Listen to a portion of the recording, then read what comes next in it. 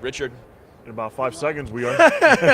Welcome into Stacking the Box right here live on Radio Row, right here in Las Vegas. Sterling Holmes, my guy Malcom, unified coverage, fan-sided and Special Olympics. Malcom, how are you? I am doing exceptionally well today. Sterling, how about you? I'm doing well, man. How was your, you had a little fun little dinner. Going to Carmine's, huh? Yeah, dinner last night at Carmine's was phenomenal. We had Italian. It was family style. It was very fun. You know, had a exceptional time with with everybody from Special Olympics, on the team, and it was fun. Awesome, man. Really happy for you. How's the U2 concert last night? Yeah, it was nuts, man. I went to the U2 concert at the Sphere, and unlike anything I've ever seen and probably will see ever again, it is the most futuristic. The best way to describe it is imagine having the highest definition TV that is all around you. Absolutely. And your chair moves, your chair vibrates. Yeah. You have sound coming every different angle. Oh yeah.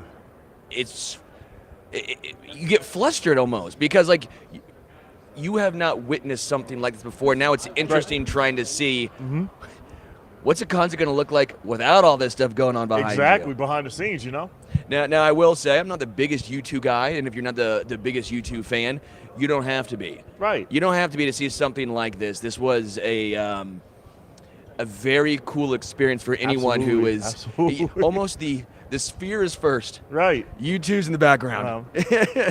So speaking of yesterday, out of all the guests we did yesterday, who stood out to you yesterday? Man, there were so many great ones. So many great ones. Justin Pugh was so much fun, right? Yeah. The Giants offensive lineman, him going from off the couch to all of a sudden now he's playing.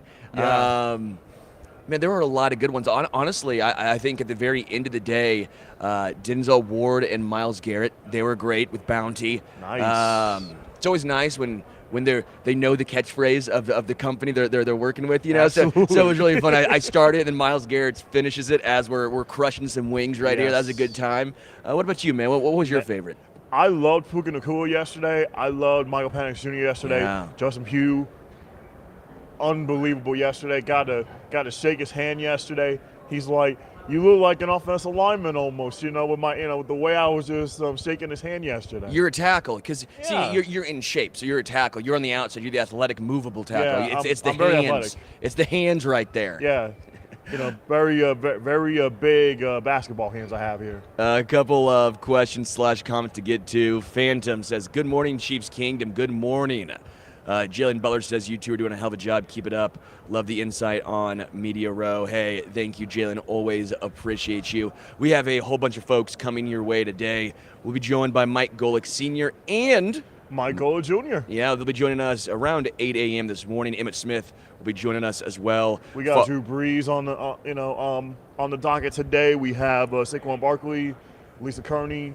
So it's gonna be amazing here at the road today, and looking forward to what surprises we have in store. We also got Kurt Warner and also C.J. Stroud too. Yeah, I mean, it is going to be an absolutely packed day. It's going to be phenomenal. Yeah, it's going to be crazy. It's picking up, man. Yeah. Tuesday was you ease into it, right? Right. Tuesday you ease into it. Monday night was all pretty much the opening night. That was crazy. Yeah, it was. But you're fine. It's confined in a couple hours. But now you have today, you have today and you have tomorrow. Today, today's going to be, even crazy because we're what, 4 days away from the big game. Yeah. So we are getting close. Yeah. Very close. Very close. Yep. Yeah, man. I cannot wait. Again, as someone who grew up in Kansas City. Yeah. As someone who has grown up loving and watching and ingesting sports media, right? Like every morning, Sports Center's on. Every morning you're watching a sports show as a kid. For me, this is a dream come true. It's funny. I tried talking myself in because we knew we were going to the Super Bowl in Radio Row well in advance, right? Yeah. Well before we knew who was going to be playing in it. Exactly. And so I'm sitting here laughing, talking to myself, well, the Chiefs aren't in it. Maybe it's even better. Yeah. But guess what, Malcom? The Chiefs are in. The Chiefs are in it, and your team's in it. Yeah, the Niners are in it too. I'm excited. It's just 'cause we got Mike Golic Sr. and Jr. It's a family affair, baby. Can we get like some what's it, Sly the Family Stone playing in the background for you guys walking around, you know? Yeah, we travel around together. We're getting to the point where he's just going to have to start carrying me around. Yeah. How you guys doing? We're doing well. today? Doing very well. Thanks. Awesome. Obviously, you guys are here on behalf of Sugarlands Distilling Company. A new something coming out right here, huh? Yeah, so Sugarlands has been phenomenal. They're out of Gatlinburg, Tennessee. They're making like the sipping cream and vodka and some whiskeys, and they've been a sponsor for the Golic Family Foundation golf tournament for the last couple of years. And then they said, hey, how about our 10th anniversary is coming up March 9th. Birthday cakes is kind of along with a birthday, so why not a birthday cake with the Golics as the brand ambassador? So we're like, cake and birthday, we're good with that. So that's going to be coming out. Sugarlands.com is where you can check them out. Sugarland Shine at Sugarland Shine is where they are on Twitter and on Instagram. So pretty cool thing, right?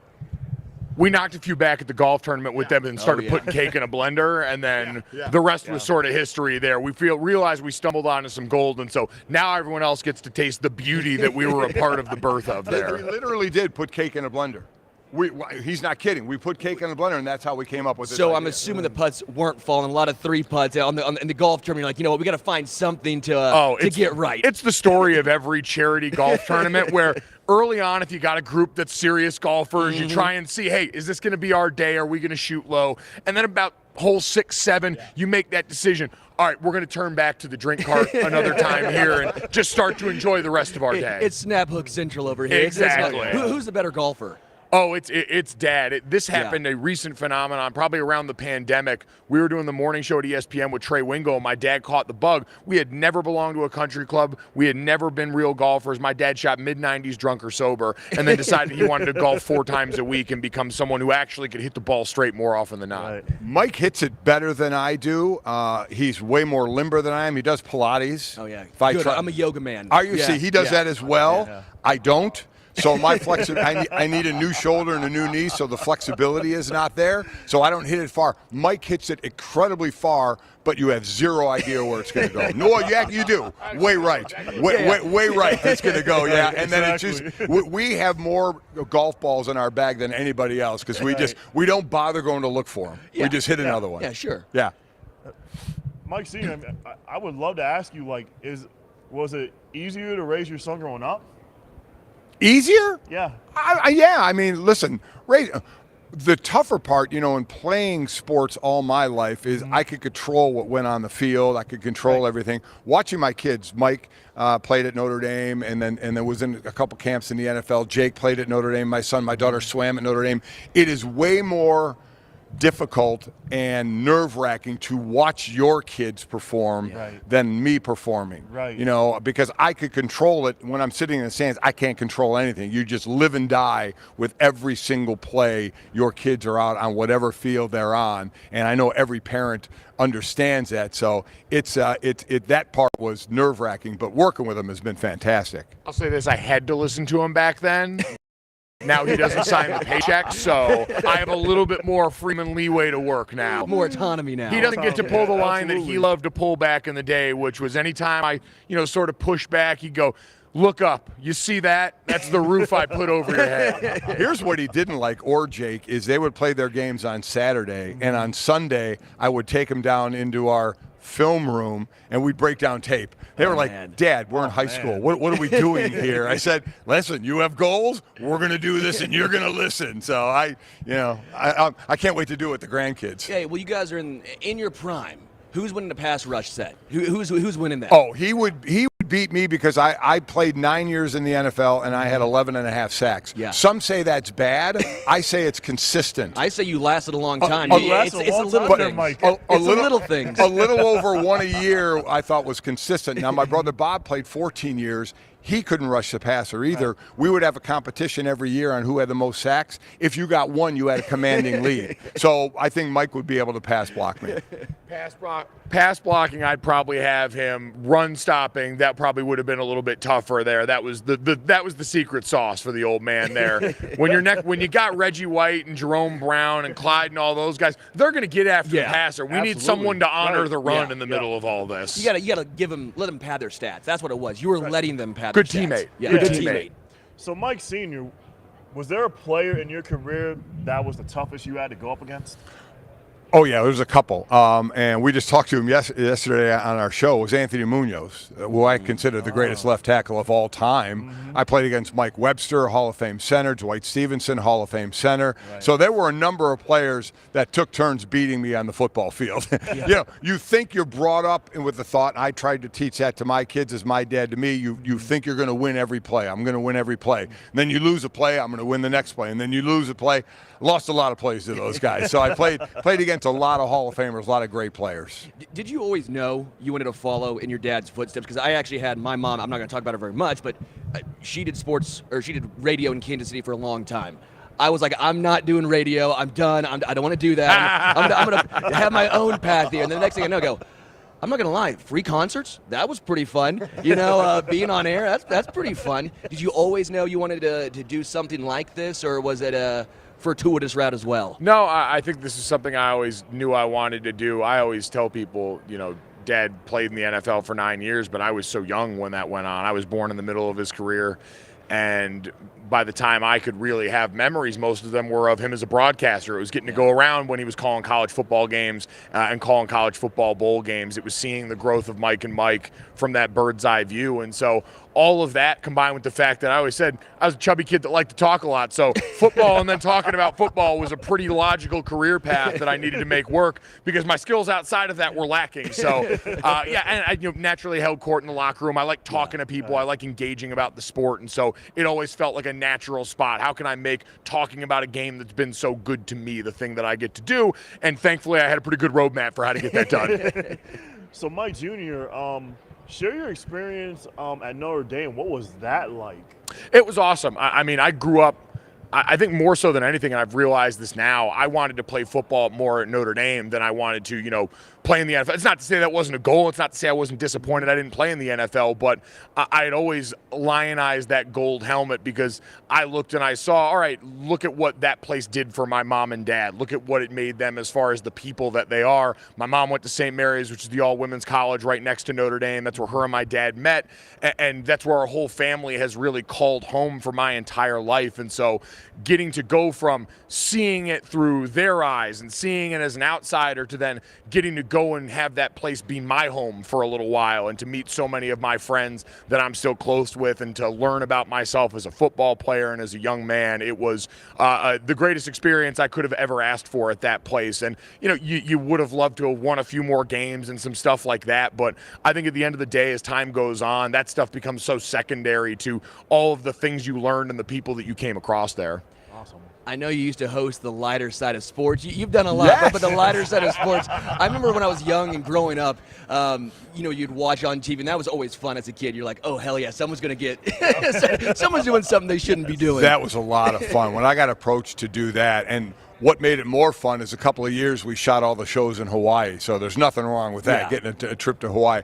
But to be able to kind of prank other, you know, guys that were my peers at that point when I was playing and do some of that stuff, yeah, that was a lot of fun. But unfortunately, I got known for that show, so whenever I was doing a show and brought on someone from the NFL, they were a little leery. They were like, okay, something's going to happen to me. I don't know what, but something's going to happen.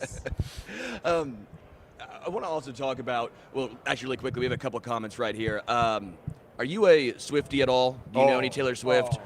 I've been known to dabble a little bit, yes. Dabble a little bit. I had a great flashback. Obviously, we're in the Mandalay Bay Convention Center. We're right connected to Delano, where you can go out and walk across to Allegiant from here across the bridge. Yep. And I had a flashback. The first Taylor Swift concert I saw of the 3 times I went on the Eras Tour this last year was here in Las Vegas. And so I walked past there, and I remember it was March, so peak March Madness. So you have all the sports bettors over there in the books, and then me and a bunch of women between 16 and 40 wearing sequins, all mashed up. So it's a bunch of backwards basketball jerseys and sequins. I didn't know if you were wearing sequins too. I like felt, maybe on the jersey, bedazzle them or something. I was jealous. I righted a wrong. So here I felt underdressed. I was a little bit more folklore, Evermore era. Sure, and so by the time I went and saw her in Los Angeles, I had the sequins. I had 1989. I was ready to go. Yeah, because they're asking if you could assign a Swift album to each team.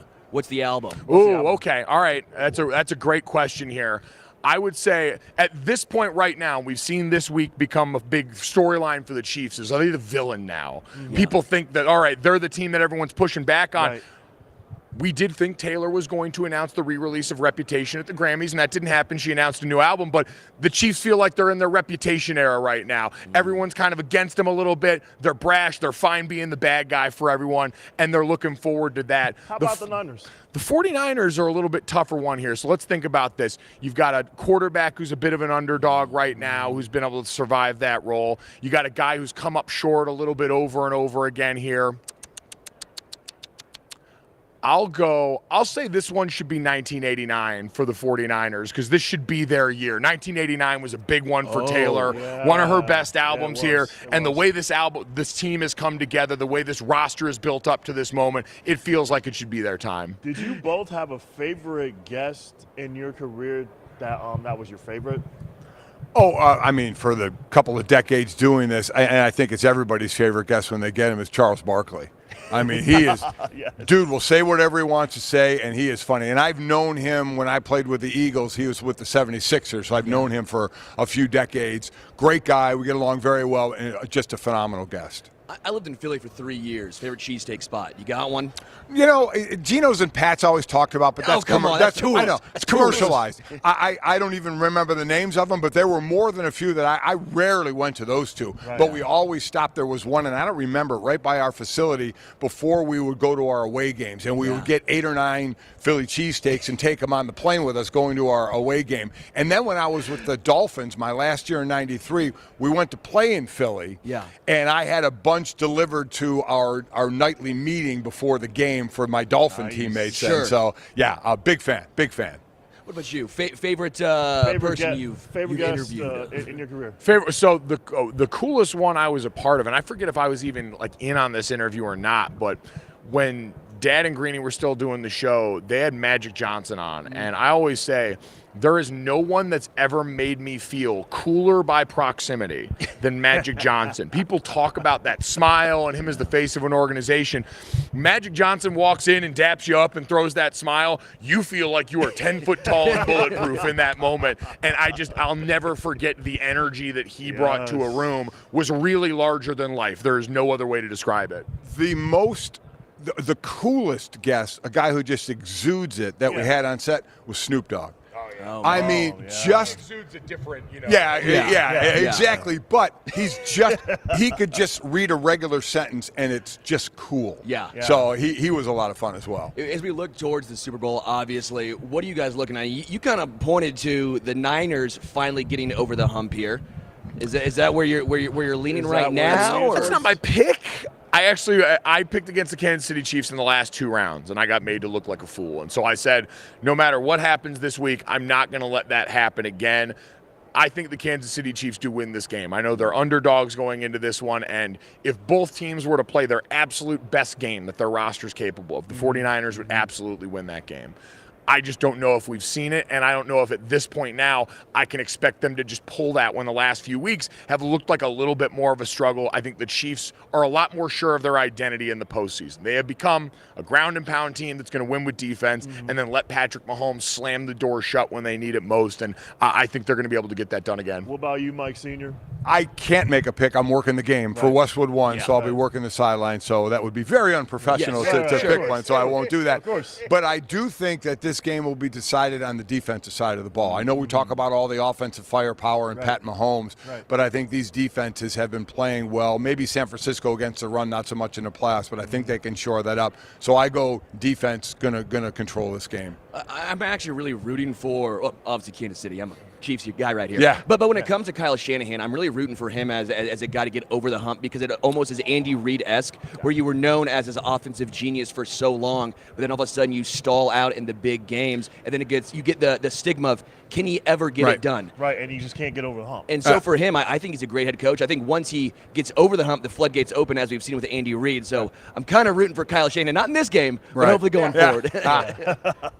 Kyle and John Lynch, I think, are both under pressure here. They have the best roster in the NFL, but they haven't gotten the brass ring yet. They haven't been at the top of the mountain, so I think they need to close that deal. Mike Golic Jr., Mike Golic Sr., again, with Sugarlands Distilling Company, the birthday cake sipping cream. I know I'm trying that one on the golf course. Again, does it help me not three-putt, or do you think the three-putts might come out if I start? I play much better after a whole lot of that stuff. See, everyone listening, that's what you do. If you're a bad golfer, you get the Sugarlands Distilling Company, boom, and you get the birthday cake right sipping there. cream, and you will play out of your mind. Thanks, guys. Really you appreciate got it. Thank you guys so much. Thanks. You got it. Thanks, guys. Thanks, guys. Man, I see. As a man who three-putts a lot, I think I really need this to help my game. Might add a couple yards as well. The old driver. What do you think, Malcolm? What's the best score you got in golf? 77. 93 was my best score I got. I played with a buddy. Actually. Yeah, I played with a buddy of mine. One of my local media contacts, Matt Lincoln. We played. We played on my birthday, and we actually tied. Yeah. Yeah, it was very, very competitive. We lost some shots, along the way. We hit some good ones and some bad ones, but it was all clean fun. Big golf guy. There's actually a PXG setup over there. I've been really trying to hit the sticks over there, but I have blisters on my feet, Malcolm. I'm a little nervous about it? About getting. I don't want to shank one, man. Like all these people around, I don't want to shank one. I don't think you're gonna shank one. I don't think so either. But if you just keep nerve-wracking. Keep your eye, on where your feet are, and just make sure your feet is level where the ball is. Then all you gotta do is just hit it up in the air. That's all you gotta do. Yeah. By the way, Savannah, thank you for that question about the Taylor Swift stuff. I had no idea that Mike Golic Jr. was as big of a Swiftie. Very interesting. Yeah. Very, very interesting. I was concerned that when he said, 1989, that he's going with the Niners, but it sounds like he can't go against Mahomes in the playoffs. Yeah, absolutely. Yeah. Question here from Sean. What are their thoughts on Chris Jones? I apologize as far as their thoughts on Chris Jones, but as far as our thoughts on Chris Jones, you're going to have a lot on his plate, man. He's going to be double-teamed maybe every single play with the occasional triple team. Yep. When you look at Charles Omenihu going down, he was a guy who also won early. When you look at Charles Omenihu, he was a guy who was helping Chris Jones at times get a little more one-on-one action. Now, I love George Karlaftis.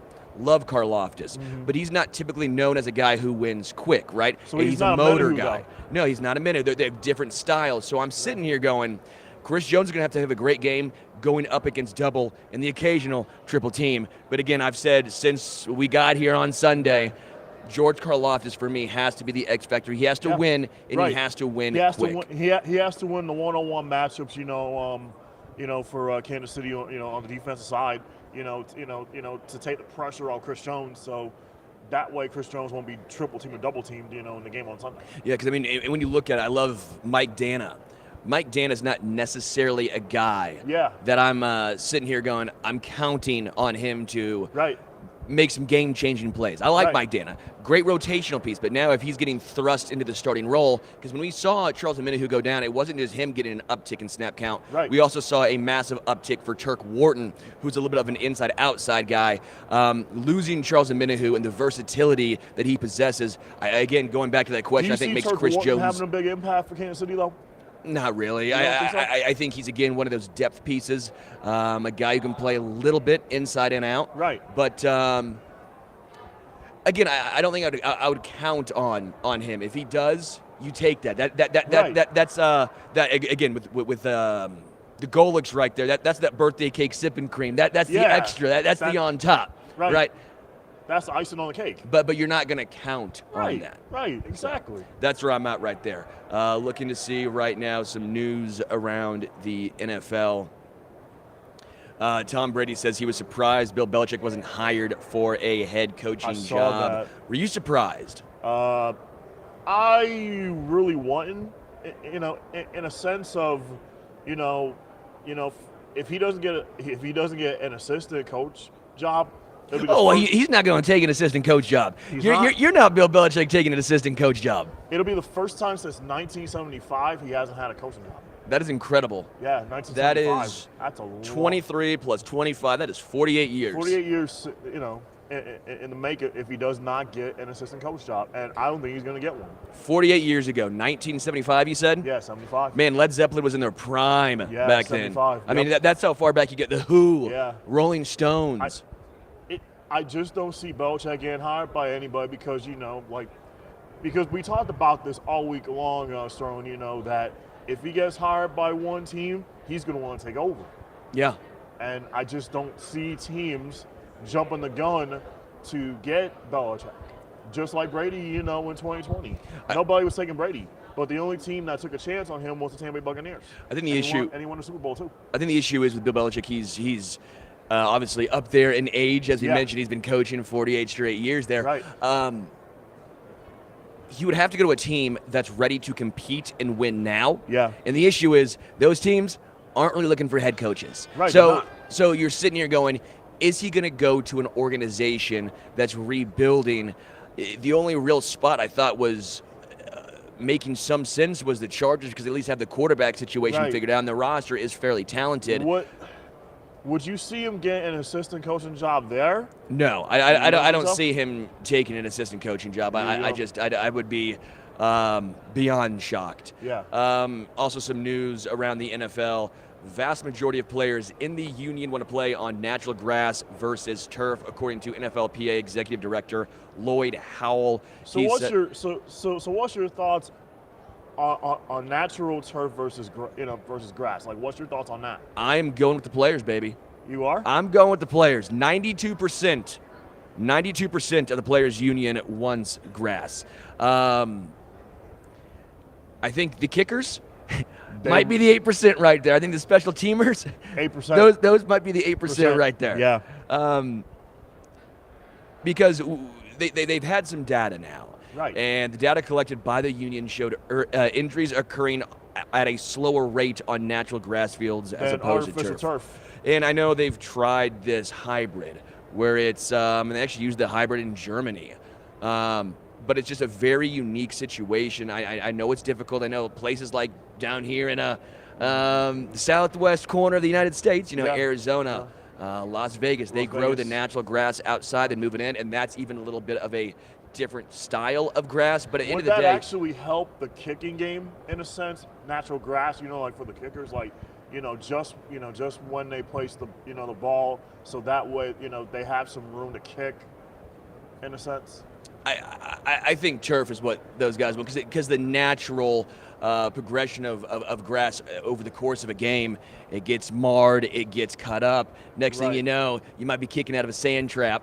If it's turf, most likely it's going to be great. But again, for the players, that's what we want. We want the players. 92% of the union said they want grass. I think for the NFL, you have to go by the wishes of the product of what makes you money. Right.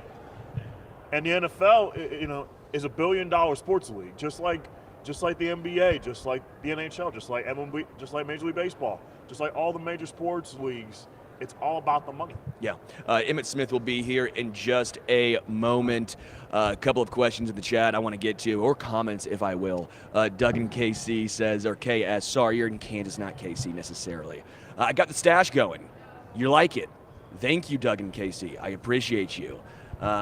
And then Savannah saying, hey, I remember Turk absolutely booking it to the sideline, chasing Jalen Hurts in last year's Super Bowl. Whole step up.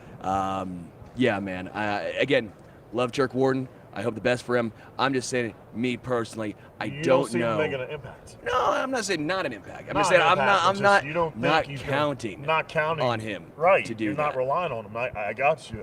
Sterling. I get it. We'll be joined by Emmitt Smith in just a moment here. Man, I always like talking to Emmitt. He is such love talking to him. I talked to him last year. Yeah, such a good dude. He is. Such an interesting perspective, too, when you talk to let's say it, the greatest running back of all time. Absolutely. Especially in an era where it's such a pass-happy league. Right. It's interesting getting perspective of guys who played the running back, played the position, and just picking his brain of, what's the position, like now compared to when he played. That's what I love about that. Yeah, it's just so unique, so different, and every time you talk to him, just an absolute joy. So he'll be joining us in just a moment. Can't wait for that. As far as some more comments on the YouTube. Sports medicine perspective. Data is clear that natural grass Here is we are safer. with Emmitt I'm Smith with now. you. What's up? Emmitt Smith How you doing, joining Emmitt? us right Good. now. I'm good. How are you guys doing? Awesome. Good, Emmitt. Doing Excellent. very well. I know obviously you're here with Narcan as Yes. well. I know it's near and dear personally as well. My mom grew up in a very small town. Every time we go back there, you see signs. Narcan is a very important thing. I think more people need to understand and know about what Narcan is and what it Yes. can do. Can you Yes. talk more about it, please? Well, Narcan can actually revive a person that may have suffered an opioid overdose if we get it into them in time enough. Yeah. So the nasal spray itself is a very powerful nasal spray that can preserve a person's life. That's the whole mission. Yeah. That's why we're talking about opioid overdoses and awareness of this. So with Emergent and myself spreading the word out there that this is something that we all can use or have on us, because we never know when an opioid situation might occur. So Yeah. be prepared and being ready to rescue is what we're talking about.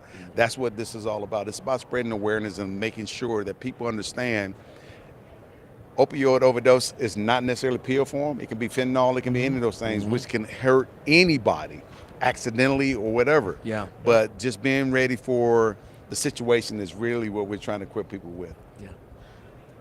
Emmitt, I want to ask you, in your career, who was the toughest player that you went up against?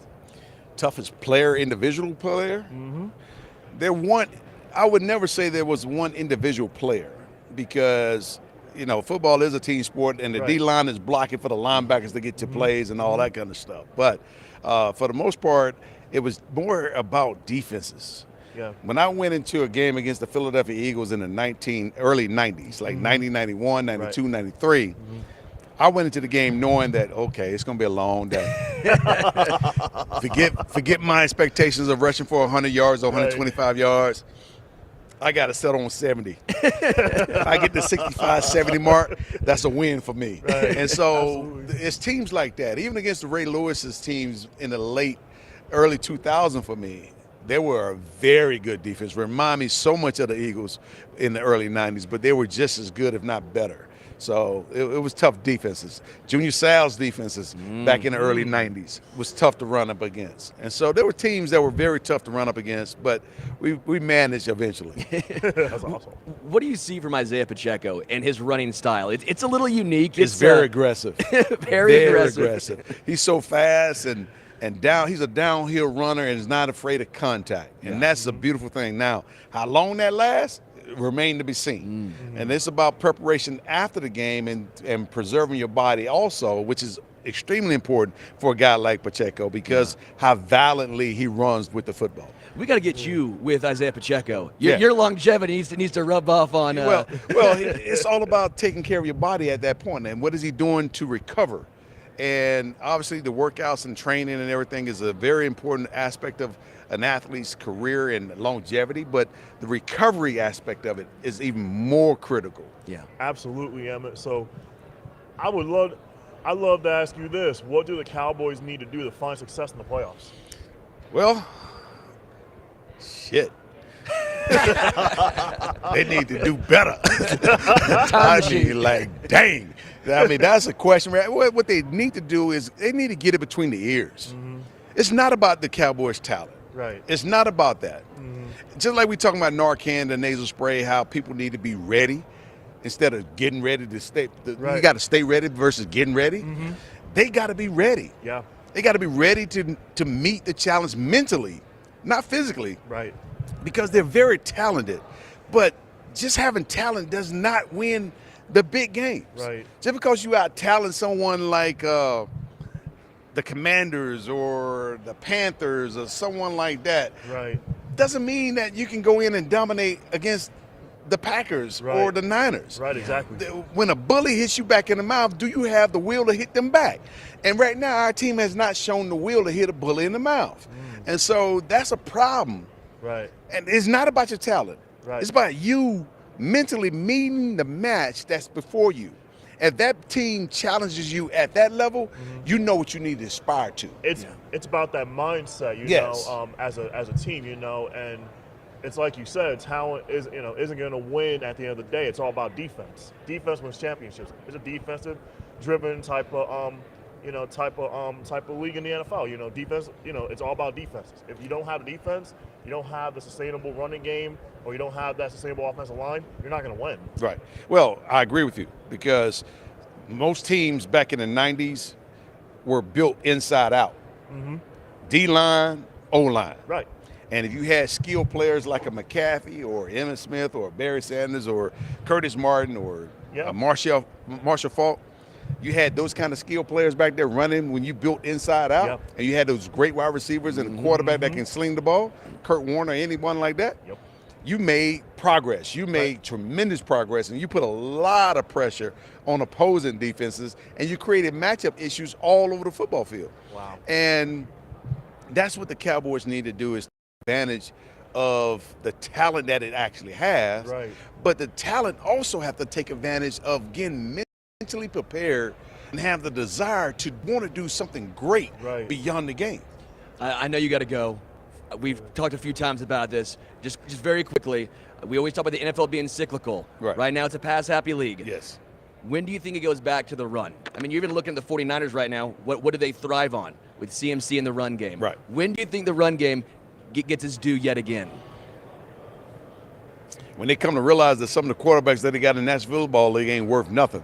And it's only a handful of quarterbacks that are really, really worthy to be quarterbacks. Right. And so, I mean, every quarterback is not going to be a Patrick Mahomes. Yeah. Right. Every quarterback is not going to be a Tom Brady. Mm-hmm. And even though Dak Prescott has proven that he can throw the football, Right. there's so much more upside with Dak Prescott than there are with some other quarterbacks. Right. He's shown that he can lead a team to 12 wins. Right. Mm-hmm. He's shown that he can overcome adversity Yep. and bounce back. Mm-hmm. He's shown that he can read coverages. Yeah. Yeah. He's shown that he can be a complete quarterback. Now, can he take it to the next level? Yes, he can. There's some that they've already tapped out, and they can't go to the next level. Yeah. I'm looking for Josh Allen now to take it to the next level. Can he become that elite quarterback versus trying to be Lamar Jackson all the time? You know, that kind of stuff. Can Lamar become a better passer? Yeah. And read coverages a lot better and help his team become better. Right. Those are areas of improvements for guys like that. Right. And so Mahomes, he got it on lock. Emmitt He got Smith. it on lock. Emmitt Smith here on Sagging the Box. Thanks so much, Emmitt, for your time today. Thank you. Y'all be good. Man, always great talking with Always you. great So talking to you, man. insightful. Again, everyone go check out Emergent Narcan. Very, very important. That's Drew Brees. He's one of the biggest. Yeah, he is. There he is. Smart. Yes. Drew Brees is coming. See, there we go. There you go. He could run with it. Yes, he can. It worked out. It worked out. It definitely did. Oh, yes, indeedy. That was always fun. Always fun to talk to Emmitt. You're talking about how the game is cyclical, right? And yeah, we got some. These are awesome. What's These this are over awesome. here? This is cool. Brock Purdy, FedEx Air Info Player of the Year. Christian McCaffrey, FedEx Ground NFL Player of the Year. Oh man, they got both my air gosh. and ground. Oh wow. Both San Fran Damn, now. guys. We might have to take this up with Yeah. with Drew on this one. Yeah, we do. Man, this is such a fun show. I love when Emmitt Smith stops by. We'll be joined by Drew Brees, Drew obviously, Brees in just a in moment. just a moment too. Emmitt Smith was fun to talk to.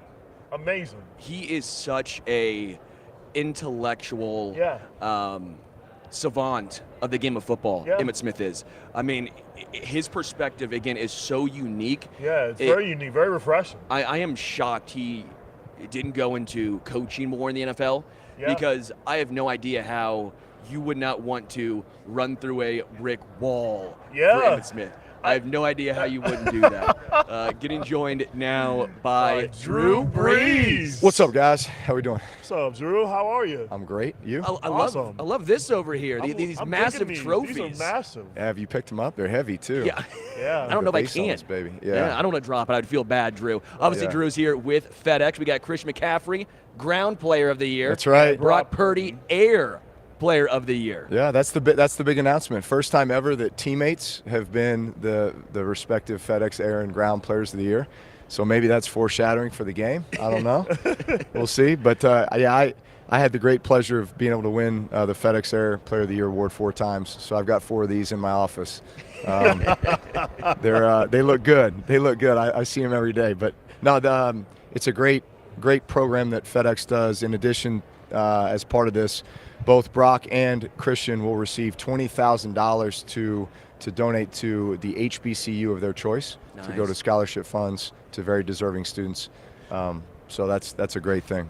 Hey, Drew, I would love to ask your thoughts on Aiden O'Connell, who went to Purdue. What was your impressions of him this season? I was really happy for him. His journey at Purdue, he was at Purdue for 6 years, red shirt, medical red shirt. He was in a bunch of situations where he was a backup. All of a sudden the starter got hurt. He got his opportunity, and then maybe he got hurt, right? So it was kind of an up and down career from the perspective of just a lot of adversity. And then I remember the game that he came into. I was actually broadcasting it back in 2021, where Purdue was at Notre Dame. He came in at the end of the game when we were down, almost led us back, and then he ended up starting every game after that and had a phenomenal junior season. And then obviously his senior season, we win the Big Ten West. We go to the Big Ten championship game. And I couldn't be more happy for a guy like that, just based on his journey. He's got great leadership ability. He's overcome so much. And I think like you saw a lot of that maturity with the way that he played this year. And certainly there was, I think some tough moments for the Raiders this year, but man, once Antonio Pierce took over, you just felt like it was a different team. It was a different culture, and they rallied around the coach, but they also rallied around the quarterback. With Brock Purdy in the Super Bowl here, there's been a lot of talk. Is he elite? Is he getting carried by the scheme? Obviously, you don't put up those numbers without having something you do extremely well, as we're seeing right here, right? Yeah. What does Brock Purdy do that makes him so special, that even though he might not have the arm strength of a Mahomes, that he might not have the running ability of a Lamar, he always finds ways to get it done? Yeah, it's exactly that. There's a system that's in place, and our job as the quarterback is to operate the system and operate it at the highest level. And that system is a version of the West Coast offense. Shanahan, we ran a version of the West Coast offense, so I understand the philosophies around it. A lot of times, the pass game is an extension of the run game. The ball gets out of your hand with timing and rhythm, right? There's reads and progressions. We're not going to take sacks. We're going to get the ball out to our playmakers in space, and they've got a lot of them, right? Yeah. Right. At times, it's very much ball control, but always with the big playmaking ability down the field. I think what's impressed me with Brock is, number one, his knowledge of the system, the timing and rhythm of his feet. Watch his feet at all times. He's coming off a play action fake, man. His eyes and his feet are to that first progression on this, this skinny post in and around the backer, and if it's not there, then he's kicking the ball out to McCaffrey. The ability to handle all the shifts and motions that offense does, right? The thing that most impressed me about Brock, and I think maybe he didn't get enough credit for, was in this last game, he ran for 3 critical first downs in that game. Huge plays in that game that were really the turning point and defining moments offensively for them in that game, in my opinion. And that's not really his forte, and yet it was needed, and he did it. Man, Drew, speaking of Brock Purdy, I would love to ask you, do you see similarities in Brock Purdy's game to yours as well?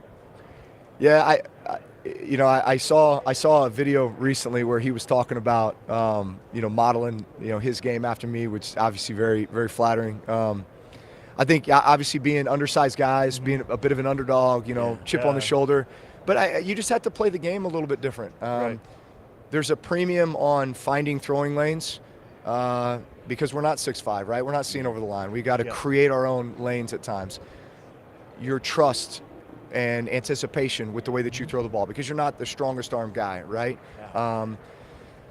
The rhythm that you create with your feet, right? At the end of the day, what do you want at the quarterback position? You want great leaders, you want guys with poise and intellect, and you just want guys that are competitive and love to win. And he fits all those traits. On the other side here, Patrick Mahomes, he's so unique. I mean, what he's done since he's come to the NFL has been spectacular. When you watch him, first off, do you ever see some of the throws he makes? You're like, dude, you shouldn't be doing those throws as a great quarterback, right? You're sitting here going, Mahomes, what are you doing? That. What are your thoughts on Patrick? So, I first time I saw him play, I was like, he's a baseball player, right? I mean, seriously. Yeah. Yeah. Like all the guys who played baseball, especially if you played shortstop or, you're used to dropping down and throwing sidearm. It's actually the fastest way to get the ball out of your hand is to throw sidearm, believe it or not. So if you got, that's why you always see infielders turning too, right? Yeah. Well, that comes in handy playing quarterback, right? I mean, there's times where you really got to change your arm angle in order to find windows and get the ball through the line of scrimmage.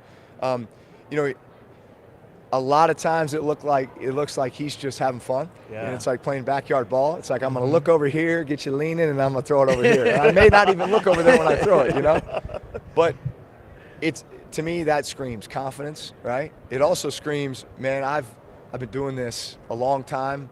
I'm a multi-sport athlete, right? Nice. Yeah. Like I know how to do this, right? and I know I can do it, right? And even if it doesn't work, guess what? I'm going to come back next play and try it again. What young receivers in today's game, Drew, do you wish you could have thrown to? Oh, man. There's a bunch of good ones out there. I mean, if we're just looking at these championship games, I mean, Deebo Samuel's such a unique talent, right? Because it's like anywhere you put him on the field, he's a threat, right? You could just be handing the ball in the backfield. Obviously, they try to, get it to him in space as much as they can. But run after the catch, I don't know if I've seen a guy like that. He's remarkable. Amon-Ra St. Brown, I love watching him play. There's just a competitiveness to him, right? And even though he's kind of undersized and like as a slot guy, you just love guys who know how to work the middle of the field. Shoot, I mean, there's so many, but Rice is obviously having a heck of a rookie season. There's a bunch of good ones out there. Obviously, you won Super Bowl MVP, right? What's it feel like now back here at a Super Bowl on the other side of things? You're now on Radio Row, a little different feeling, huh? But do you still have those? You know what? I think I could go out there. And maybe give the team a little something here. Talking about playing? Oh, yeah, absolutely. I mean, as a former player, and you've been there, you've won on the highest stage. Don't you still have some of those feelings come back? Yeah, no, you do. Like even moments like now, you're sitting here saying, okay, it's a Thursday. All right, what would I be doing in the week of preparation? Right, today's a third down day, right? So I'd be studying their third down nickel packages, their nickel pressure packages. I'd be visualizing, where I'm going with the ball versus this, what play am I checking into to try to get that big play. Right. I mean, all that stuff is still, you're just wired. You can't get rid of that. Yeah. Next year, the Super Bowl is in New Orleans. What do I need to do in order to get to New Orleans out of New Orleans next year? That'll be a good one next year. New Orleans knows how to throw a party, you know? They know how to put on a Super Bowl. So it's going to be a wild one. Let's just try to get the Saints in that thing. Yeah. Huh? That's what we need. I've never been to New Orleans. Really? No, I haven't. Like in all my years of being a journalist, I've never been to the Crescent City. I would love to. You like oysters? I love oysters. All right, charbroiled oysters at Drago's. Yes. All right. You got like a shrimp po' boy? Yes, I love shrimp po' boys. Crawfish etouffee? Absolutely. Catfish at chafalaya? Yep. Huh? All right, man. We're gonna take beignets. We're gonna take care of you down there. All right. Awesome, Drew. And get you some small sliders Before we too. get out of here, Malcolm, you got something to give to Drew. I got something I want to give you, Drew. I have a special sweater for you. Oh yeah. Oh man, this is awesome. Thank you. Yeah, Special Olympics. They launched this campaign. It's called "Yeah, I Am Special," and the organization is working hard to erase the stigma that is associated with the word special. Drew, we really appreciate your time here. Thank you so much. Appreciate your time today, Drew. Yeah, thank you very much. Thanks for coming on today. And make sure you don't drop these bad boys. No. Hey, these things are heavy now. All right. Also, precious cargo. That's right. Shout out to FedEx as well. These are sweet. You lift weights with them. Yeah, I feel like I need one just like Sterling Holmes. Yeah. What would yours say on there? I would say smooth. Smooth on there. Smooth.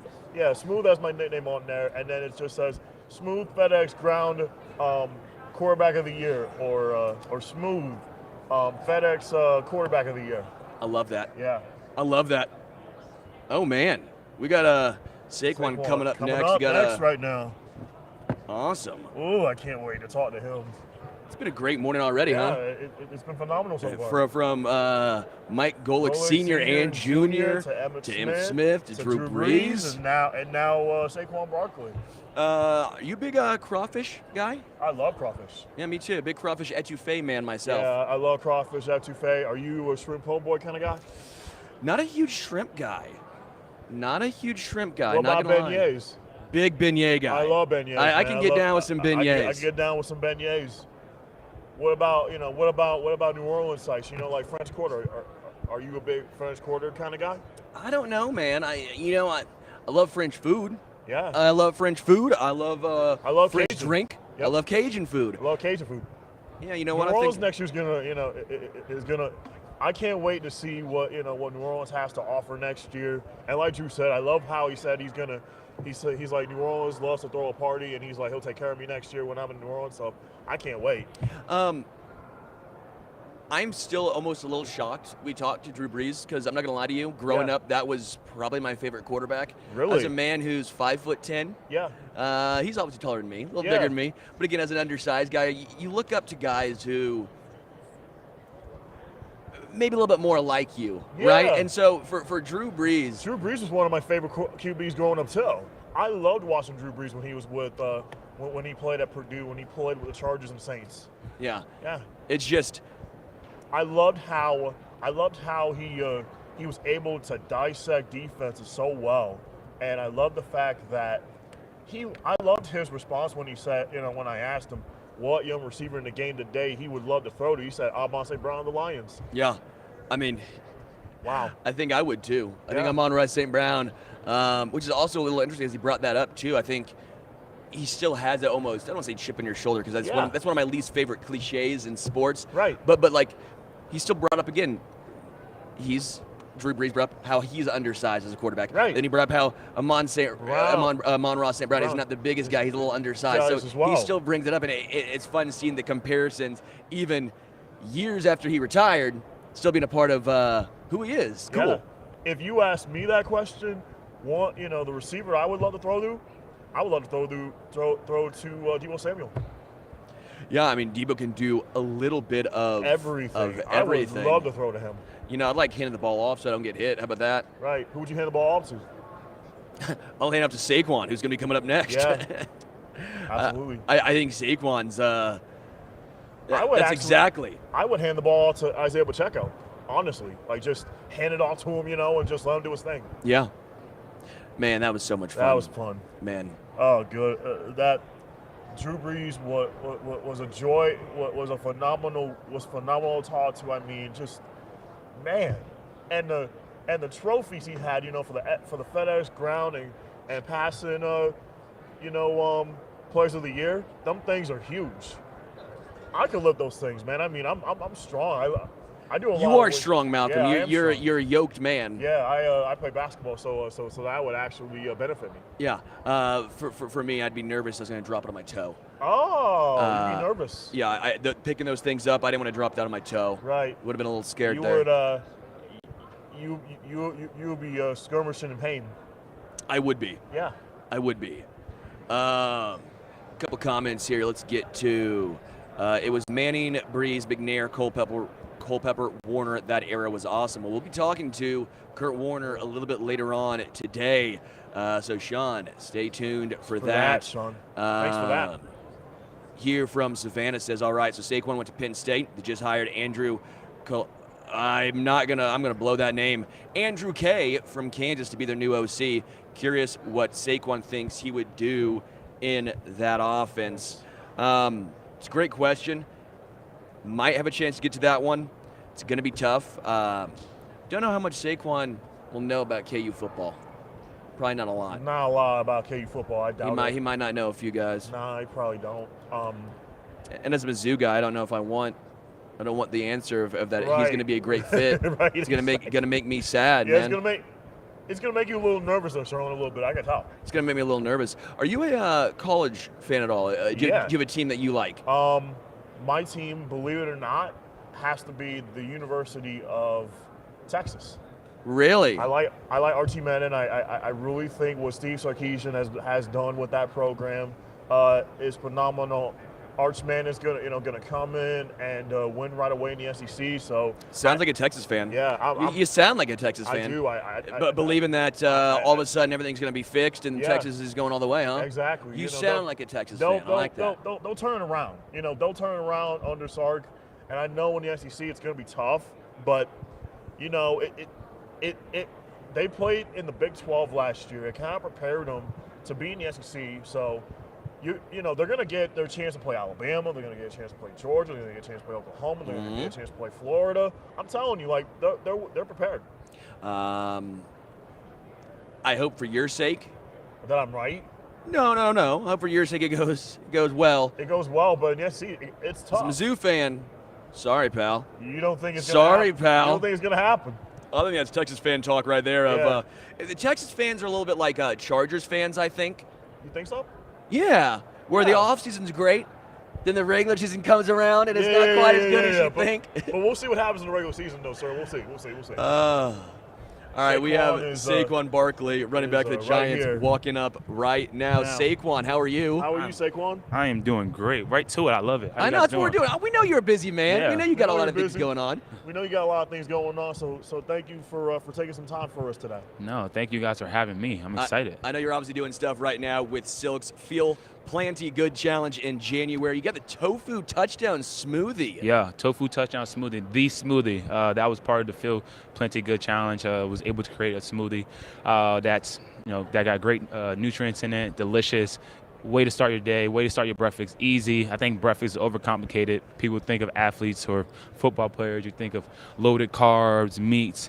It's not always about that. And I was able to participate in the challenge, and I could see the direct correlation it had to how I felt physically with my body. I'm all about putting great things in your body and doing stuff that's authentic and real. I was going to say, I think people see you and go, I want to do what he's doing. They see his body, they see the quads, and they're like, yeah, you know what, maybe this would help. And yeah, this is the healthiest thing I've ever seen. This is the healthiest thing I've ever. But it tastes good. Oh, I believe it. A lot of people, sometimes you miss with being healthy and you lose the taste of it. You lose it being delicious, and it's very delicious. Yeah. Are you more almond milk or oat milk? Silk. Silk, baby. Yeah. That's Silk, Malcom. Yeah, Silk. I would love to get your thoughts on the running back position. Is it different? How different is it, in the running back position, as a player? What's unique about the running back position?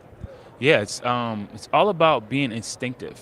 You gotta react. You gotta understand the scheme. You gotta understand what the defense is trying to do. Know who your offense and tight end and wide receivers blocking. Know what's your rules, and then you can go out there and react. That's why I tend to see I have my better games when I don't have to think too much, when I can go out there and I was like, okay, I can see just something I saw in film, look, and I know exactly where it's going to hit, and I can go out there and play free. So running back position is a tough position, like any position in the NFL. The NFL is a tough sport, physical sport, but I love it. I love getting paid to play a child sport where, I get the football and grown men that are 300 pounds are trying to hit me as hard as they can. You're obviously a phenomenal pass catcher as well. Is that a little better for you? Maybe fewer hits? No, I mean, I tend to be. I think I've grown and developed in my game, especially over the last 2 years of being, a better inside runner. Felt like I always was really good, but it was more of popping off the big explosive runs. Now focus on taking what the defense give me and get them dirty, hard runs. But I'm pretty good in space. I think that's why I was able to get drafted so high, and that's where a lot of my success comes. So when you're catching the ball, majority of times you're put in space with a defender, and I think that's where my God-given ability takes over. So, Saquon, as a kid, were there running backs that you idolized? Yeah, I never was allowed to idolize anyone. My father, Ali Bey, never really allowed me to do that. But I'll say fans. I'm fans of Curtis Martin, New York Jets running back. Fourth. He was fourth. Frank Gore passed him of all time in rushing. Barry Sanders is the greatest running back of all time, in my opinion. The greatest football player with a rock in his hand. All around running back, I'm going to go Walter, because catching, blocking. He was able to do all of those. But those three guys are the first one that comes to my mind. And Emmitt Smith, he was over there earlier. I mean, the career holder in rushing yards and touchdowns in the NFL. I think I'd be doing injustice if I didn't put him in my top. Yeah, we always talk with him, and I love bringing this up with him because when he played, the running back position was the prime position, right? Yeah. That was the position that was highly paid, all this. But we always talk about how it's cyclical, right? How the running back position is cyclical. Do you see it coming back fairly soon to be in a position of a very high value? Because you look in the Super Bowl right now, CMC is that guy. He's the engine that makes that 49ers offense go. Obviously, Mahomes on the other side, but you look at Isaiah Pacheco. He's the engine at times. They were struggling this year. Look at Pacheco. He's now the engine that turned that offense around. Do you see the NFL being cyclical and eventually going back to having the running back as this massively prime position? I think it's there right now. It's just the narrative you want to create. Yeah. That was the trend last year with running backs getting paid, and it's all recency bias. A lot of some of the guys that got paid in recent years either had an injury, got caught with a little injury bug, or didn't have the same level of success that they had in prior years. But that's every position. That's every year. The NFL's hard. That's why it's rare to see guys consistently doing year after year after year. It's a challenge. It's a challenge to do that. But yeah, I do believe it's recency bias. The running back is a key dominant position.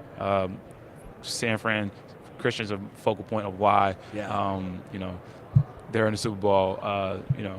Not to toot my own horn, the year we went to the playoffs, I was a big focal point of that. Yeah. And even in this year, we had a lot of injuries. We had to play with some backup quarterbacks, and when I was able to get things going in the run game and making plays, we were able to win some games, and it opens up everything. What's the toughest part about transitioning from college as a running back to the NFL today? The toughest part, I would say, is just in college, my coach Huff, he always tried to prepare me to think like a pro. So I always had to step up there because I had a great coach. But it's just understanding the scheme, understanding not just running inside zone, like knowing who we're blocking on inside zone, or not just running outside zone, knowing all right, who's the read on outside zone. That's probably the biggest thing. You can get away in college of just reacting because you're probably the best player on the field or most athletic player on the field. Don't get like that in the NFL, and they get faster and stronger and better every year. So you got to be a little more. You got to have a little more education on the game and on the mental side of it.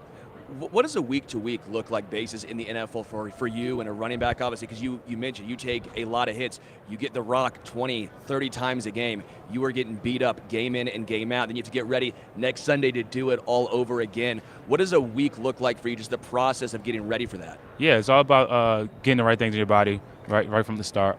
Giving your body time to recover. Also getting an active recovery in, meaning getting the lift in, getting a workout in, and then build throughout the week.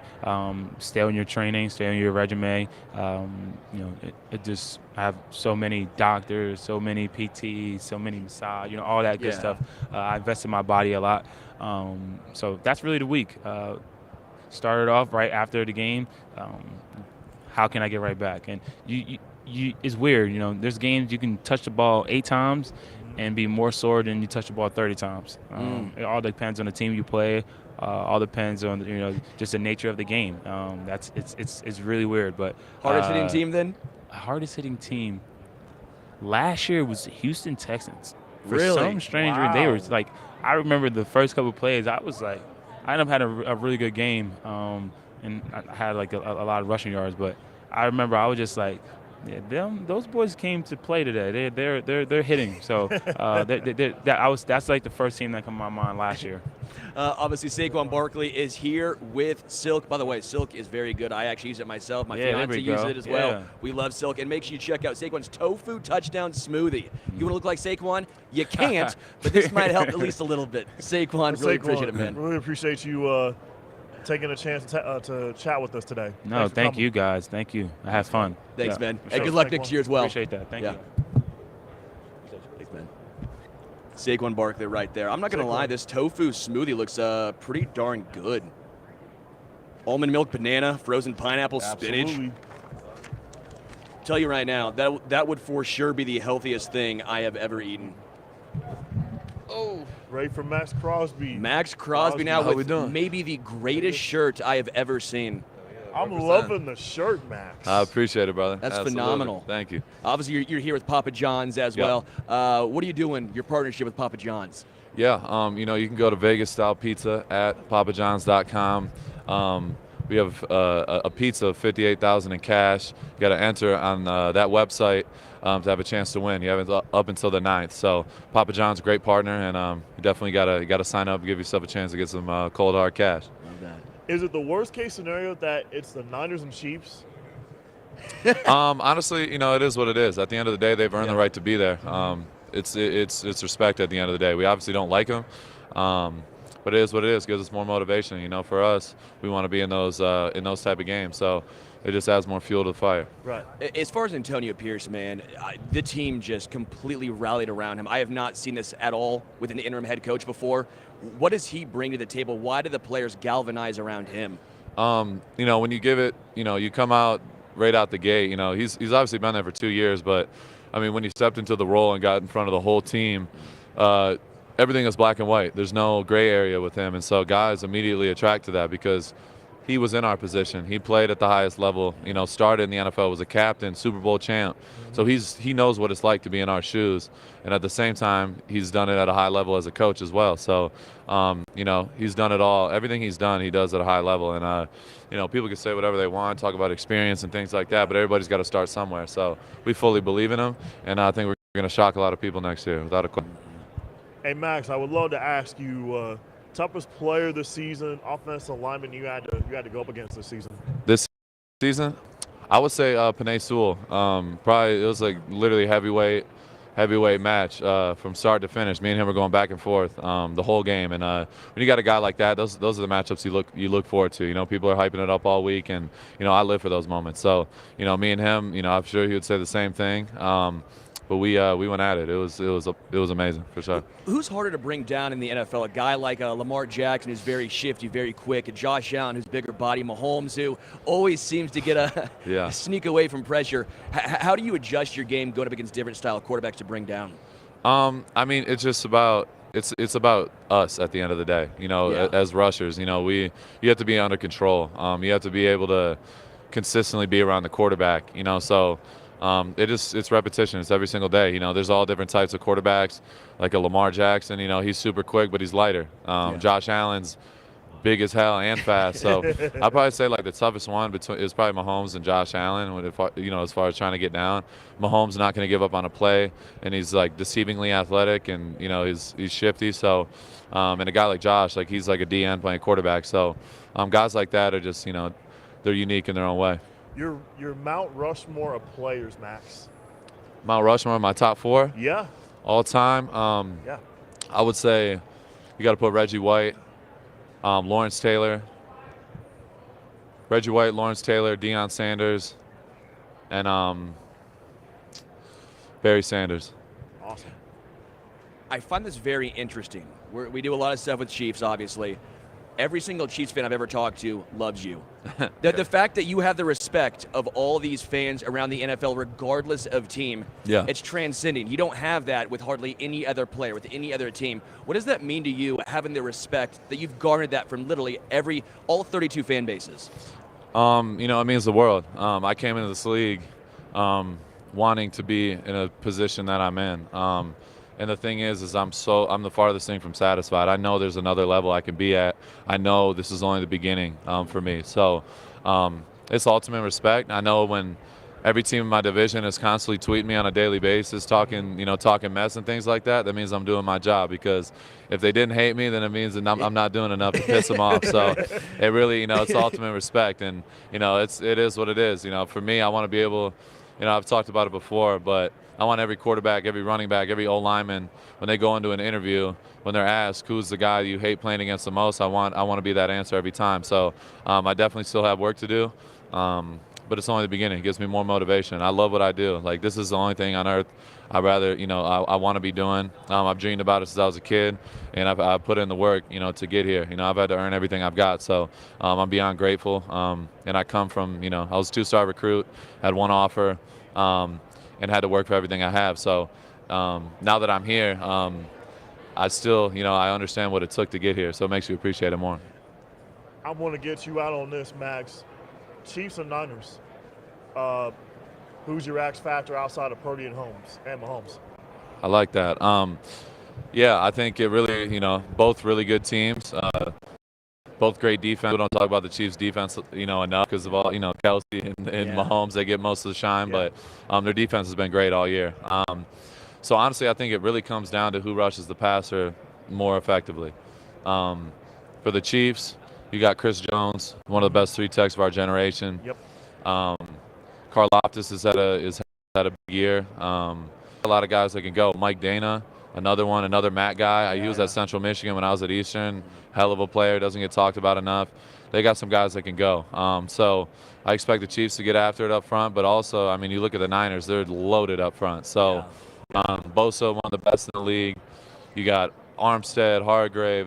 They just got 8 guys that can start on any team. So it's really going to come down to, who takes over the ledge. And honestly, I expect Chris Jones to have a monster game and be the maker and get like a strip sack and cruise in a crucial moment. And that's what I was saying, Chris Jones. I'm like, Chris Jones is going to make an impact.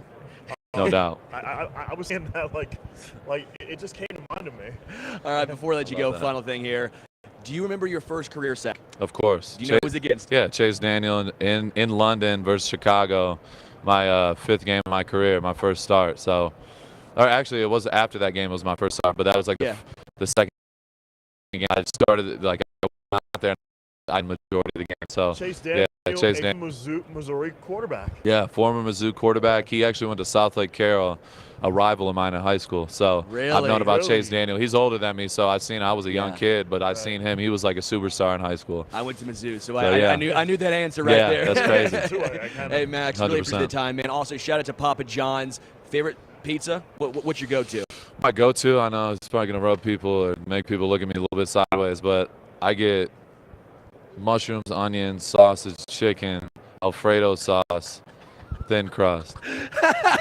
Don't judge me. Hey, Maxx Crosby. Man, really good luck to you, man. Thank you. Really appreciate it, Max. Oh, that's great. That's a wild pizza order. Wild pizza order. What toppings would you have on yours? I'm a pepperoni man. I have different styles. Pepperoni and jalapeno. I actually have a TM. Pepperoni, jalapeno, pineapple. I call it the Honolulu Hot Lips. Yep. You like that? Yep. A TM. Mine would be pepperoni, bacon, Alfredo sauce, and barbecue chicken. That's also a good one. Sometimes I get a little frisky with it and go Greek with it. I get the Kalamata olives, the green olives. Exactly. It's really good. It is. Man, Maxx Crosby was amazing. Can't wait to do Shaun Alexander coming up next. I absolutely love talking to Maxx Crosby. I talked to him about 2 weeks ago. And that guy is the epitome of old school Raider football. Yeah. But you respect the heck out of that guy. I respect Maxx Crosby so much, and I know everyone in the chat as well. They all like Maxx Crosby. Absolutely. They all respect Maxx Crosby. I know a lot of y'all in the chat, some of these questions I have asked before, so that's why I did not bring them up. I brought up the whole Mahomes rivalry in the past, what that means with him. If you want to check that out, that's actually on a previous iteration of Stacking the Box. You can look on the YouTube. I think Richard's going to link the chat right there, so wanted to kind of switch the questions up with him. But he talks about the rivalry with Kansas City in that one, as well as Patrick Mahomes. Looks like we'll be joined by Shaun Alexander in just a moment here. Man, big running back day. Yeah. Big day for running backs on the show. What do you say about that? Oh, that's amazing. Hey, Shaun, how are you? Good. No doubt. Y'all doing well? We're Very, doing, very well. We're doing Good, amazing. good. I know you are here with Stand Together Foundation, a organization committed to breaking the cycle of poverty in America by driving change from within communities. Can you talk about this more? Man, I have partnered for the last 5 years now with Stand Together Foundation. Just a wonderful group of people, about 800 of some of the most successful businessmen, women, and philanthropic leaders in the country. And they've put their money, they've put their talent, they've put their leadership skills to just tackling some of our country's biggest issues. And I've just been, so fortunate to be a part of what they're doing with Cafe Momentum, and that's the restaurant in Dallas that they left from, we say, business as usual and made all of the employees, almost all of them, kids in the juvenile justice system. And so these kids, instead of going to juvie, they jump into a year program with Chad and his team, and they learn all the ins and outs of the business, from being a sous chef to the cook to the greeters to the management team. But he also added to them the secret sauce. He put social workers and psychologists, tutors, and you're just seeing all these kids gain identity. I told him, I said, Chad, you just put all the aunties and uncles around. That's what you did. You know what I mean? Everybody show when aunties and uncles show up, you know. And what's happening is recidivism in most cities is about 45 to 50%. That means you go back to prison after your teenage years. With Cafe Momentum, it's 11%. So we know just about 9 out of every 10 kids will never go back to prison. They'll become healthy, successful citizens in our great country, and they'll go make impacts in their families and communities, and that's what we're all about. So I told Chad, let's put one in every NFL city. He took that big gulp and was like, let's go. And so with start off in Dallas, we now have one in Pittsburgh. We now have one in Nashville. Denver Broncos jumped in, so Denver will open up this year. The Falcons have jumped in, so Atlanta will be one next year. We got set up for Houston, Tampa, and Miami for 2025. We've already been talking with LA, and you know how quick things move in LA. It could be 24, it could be 25. You know, so we're excited, but we're doing the thing that we always dreamed could happen is take the whole country and what Cafe Momentum is doing and change the lives of thousands of people in our country. Man, Shaun, I would love to ask you, why is it so hard for a running back to win MVP? Well, it really ain't, you know. I think winning the MVP is always about the player that's dominating the game. Right. And so I just believe that if you dominate the game, you can. And so clearly Christian McCaffrey has that opportunity. Yeah. He will touch the ball enough. He can touch it in the air and on the ground. I think a 100-yard, 2-touchdown running back always has a shot. And so you don't score the touchdown, then you're not going to get it. So he has to score touchdowns, but he has the position that's fit to do that, you know, all across the field, because they allow him to, have the greatest moment in football, which is the touchdown. We have a lot of Chiefs fans that obviously listen to us.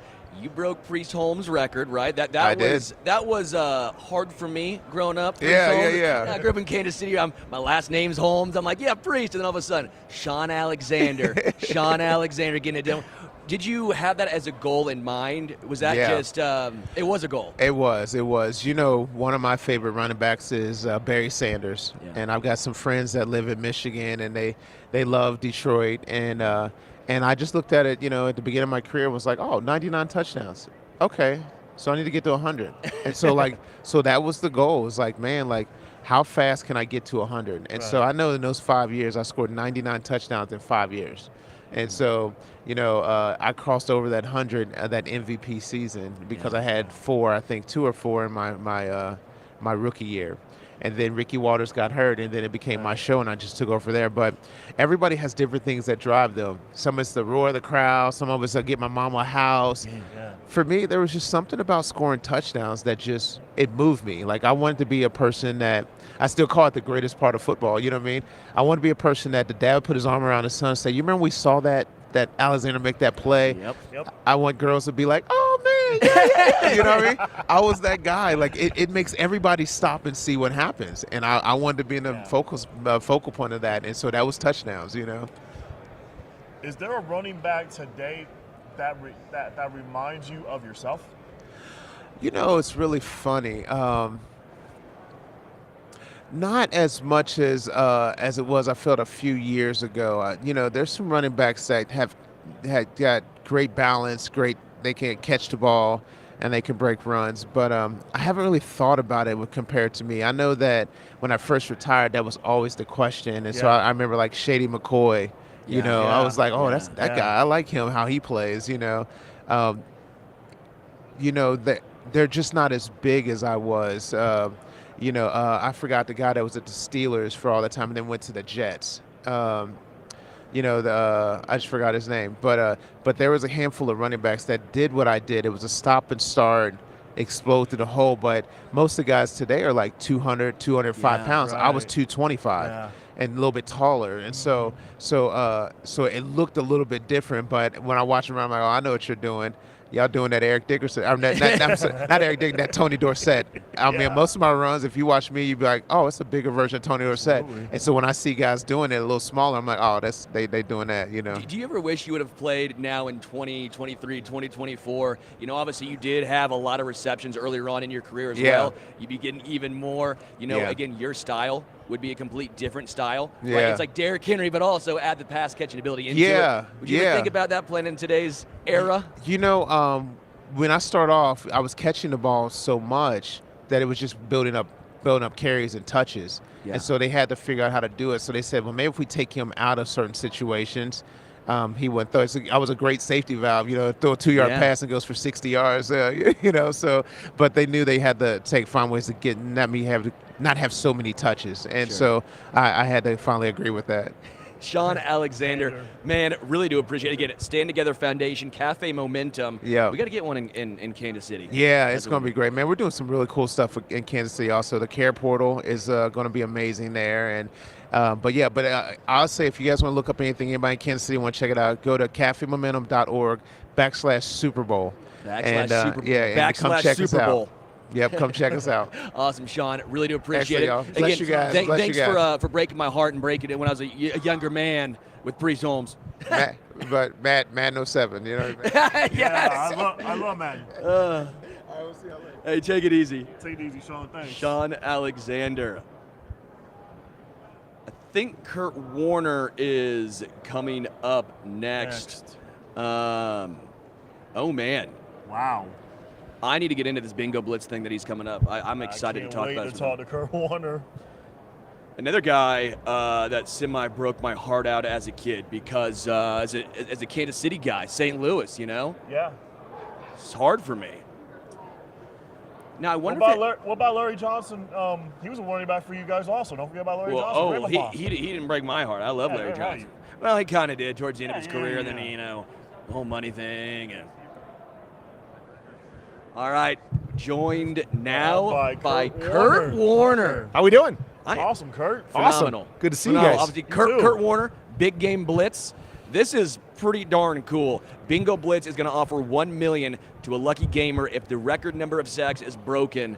I love it. February 11th. Well, I'm not playing in the game, so I hope the record for sacks is broken. I would have never wanted it against me, so that's hard for you. That's why I'm promoting it right now. But I don't know about you guys. I played bingo growing up. Did you guys play bingo growing up? Oh, yeah. I used to go to the church, and there was nothing better than having that bingo moment where you get it, you're screaming bingo, you get to take home $25 or whatever it is. But I feel so much about, Super Bowl is like that. Yeah. Somebody's got a bingo moment every year.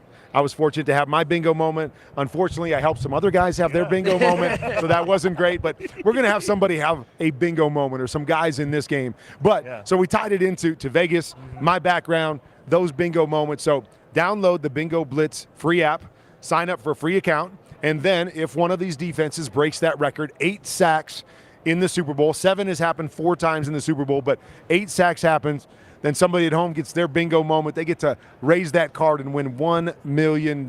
So having fun with it, taking the Las Vegas theme. But hopefully, again, not that I'm wishing these guys to get sacked 8 times, but hopefully somebody goes home with that bingo moment. Which team would it be? Who do you think has the better odds? I could see it both ways. I mean, because you got the 49ers who we know can get after the quarterback, although, Patrick's so good. But I could see that happen. I could see that the Chiefs defense is really good too. And so if the 49ers are down late and they got to throw the football, they got some guys, 2 really good defenses. That's the crazy thing is that, you look at it sometimes you go, is that really possible? Well, 8 sacks has happened at least 5 times this season. Yeah. And I think we got 2 good defenses that have a chance to do it. So, you never know. I hope somebody has that moment. Awesome, Kurt. When you were bagging groceries 30 years ago, did you ever think that they would make a movie about you? No, of course not. When I was begging, when I was stocking shelves and doing that sort of thing, you never think about that sort of thing. At that time it was just like, I just want another shot to play in the league. I just want a chance. And the crazy thing about it is that, for so much of my journey, I would have traded my journey with anybody else. Like, I want a different story. I don't want to, have to go through, these different things. And now it's funny that I look back on it now and I go, man, I love that I've got a story that nobody else has. Right. That I've got a journey, that they were able to make a movie about me that's been able to inspire and encourage a lot of people. So it's crazy how life works sometimes. You don't you have a plan and the way you want it to play out, but sometimes another plan is a little bit better. Yeah, you waited and all of a sudden it's the greatest show on turf. Yes, it was some good times, some fun moments, that's for sure. Can you walk us through those teams? Because those were, at least for me, the first Super Bowl I remember. Yep. Was you. Okay. So congratulations. You're in my memory now. Sure, I love it. First ever Super Bowl win, obviously. But what were those teams like? I mean, they were so spectacular. You guys were breaking records, so fun, and quite frankly, it almost ushered in a new era of football, if you will. I mean, that's kind of how I feel. I think that's how we feel as a team. That was kind of exciting about it, is that, it was fun for us to play, but we showed people you can play the game differently. Before that, it was more about running the football and throwing when you had to, and we kind of said, hey, you can throw to win. Like, you can have fun, and you can spread it out, and you can do this fun and exciting brand of football and still win football games and win championships. And so I think you're very much right that the NFL we see now was kind of ushered in by what we did. Now they've changed some rules. They've made it a little bit easier for those offenses. But it's more exciting. It's fun. It's fun to watch the ball being thrown all over the place and big plays being made all over. And so I think we take great pride in not only what we were able to accomplish, but the fact that we did show kind of the world in the league that there's another way to do it. There's a fun way to do it that doesn't mean you just have to hand the football off. And, it has morphed into what the game is now. Talk about the Iowa connection with you and Brock Purdy, Kurt. Well, a little Iowa connection, a little Arizona connection. He grew up in Arizona. Yeah. So I've known about him, and I've known him for a couple years now. And then, as you said, the Iowa connection. There's always a great connection when you have people from Iowa. Iowa is so great. Great values, great people. I didn't like Iowa State when I was growing up, though. I was a Hawkeye fan. Right. But you pull for, guys that whether it's the Arizona kid, I'm pulling for him, whether it's the Iowa kid, whether it's the guy that was drafted late, like the undrafted guy. I mean, there's so many different connections and reasons why I'm pulling for Brock. He's been great in his 2 years. I want to celebrate what he's accomplished. I don't know why we have to keep trying to put him in a bottle and say, well, he's not a lead or whatever. He's been great for 2 years. He's in the Super Bowl. Celebrate his journey because, again, I think there's a lot of people out there that say, well, I'm never going to be as fast as Lamar Jackson or I'm not going to be as big as Josh Allen.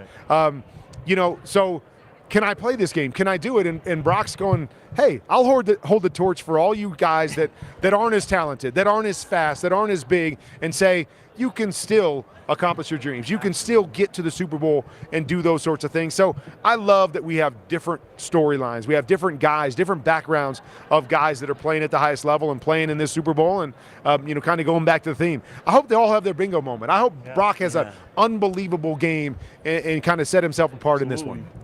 In regards to the other side here, Patrick Mahomes has been here multiple times now. He keeps finding ways to get it done. Yeah. All of a sudden, he turns it on in the playoffs, regular season. A little bit of a struggle this year. We're all wondering what's going on. Playoffs come around, 0 turnover-worthy throws, taking care of the football. How much of that just comes with being here time and time again, how he understands that maybe the regular season that can be more aggressive, might be an interception, playoff time, that ain't going to happen. Well, it's about playing your best football in those moments, and it's about understanding what you need to do for your team. And I think that's maybe been the most impressive thing about Patrick is that here's a guy that set all the records. Yeah. Here's a guy that's used to throwing the ball all over. He's used to scoring 30 points a game, and now you say, hey, we just need you to score 20 and don't make any mistakes.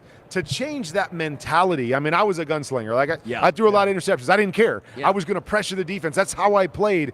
And so, when somebody tells you got to pull back now and you got to play differently, that's a big, shift in the mindset. But Patrick's been great. He's made the plays he's supposed to make, but he understands, hey, it's okay to punt.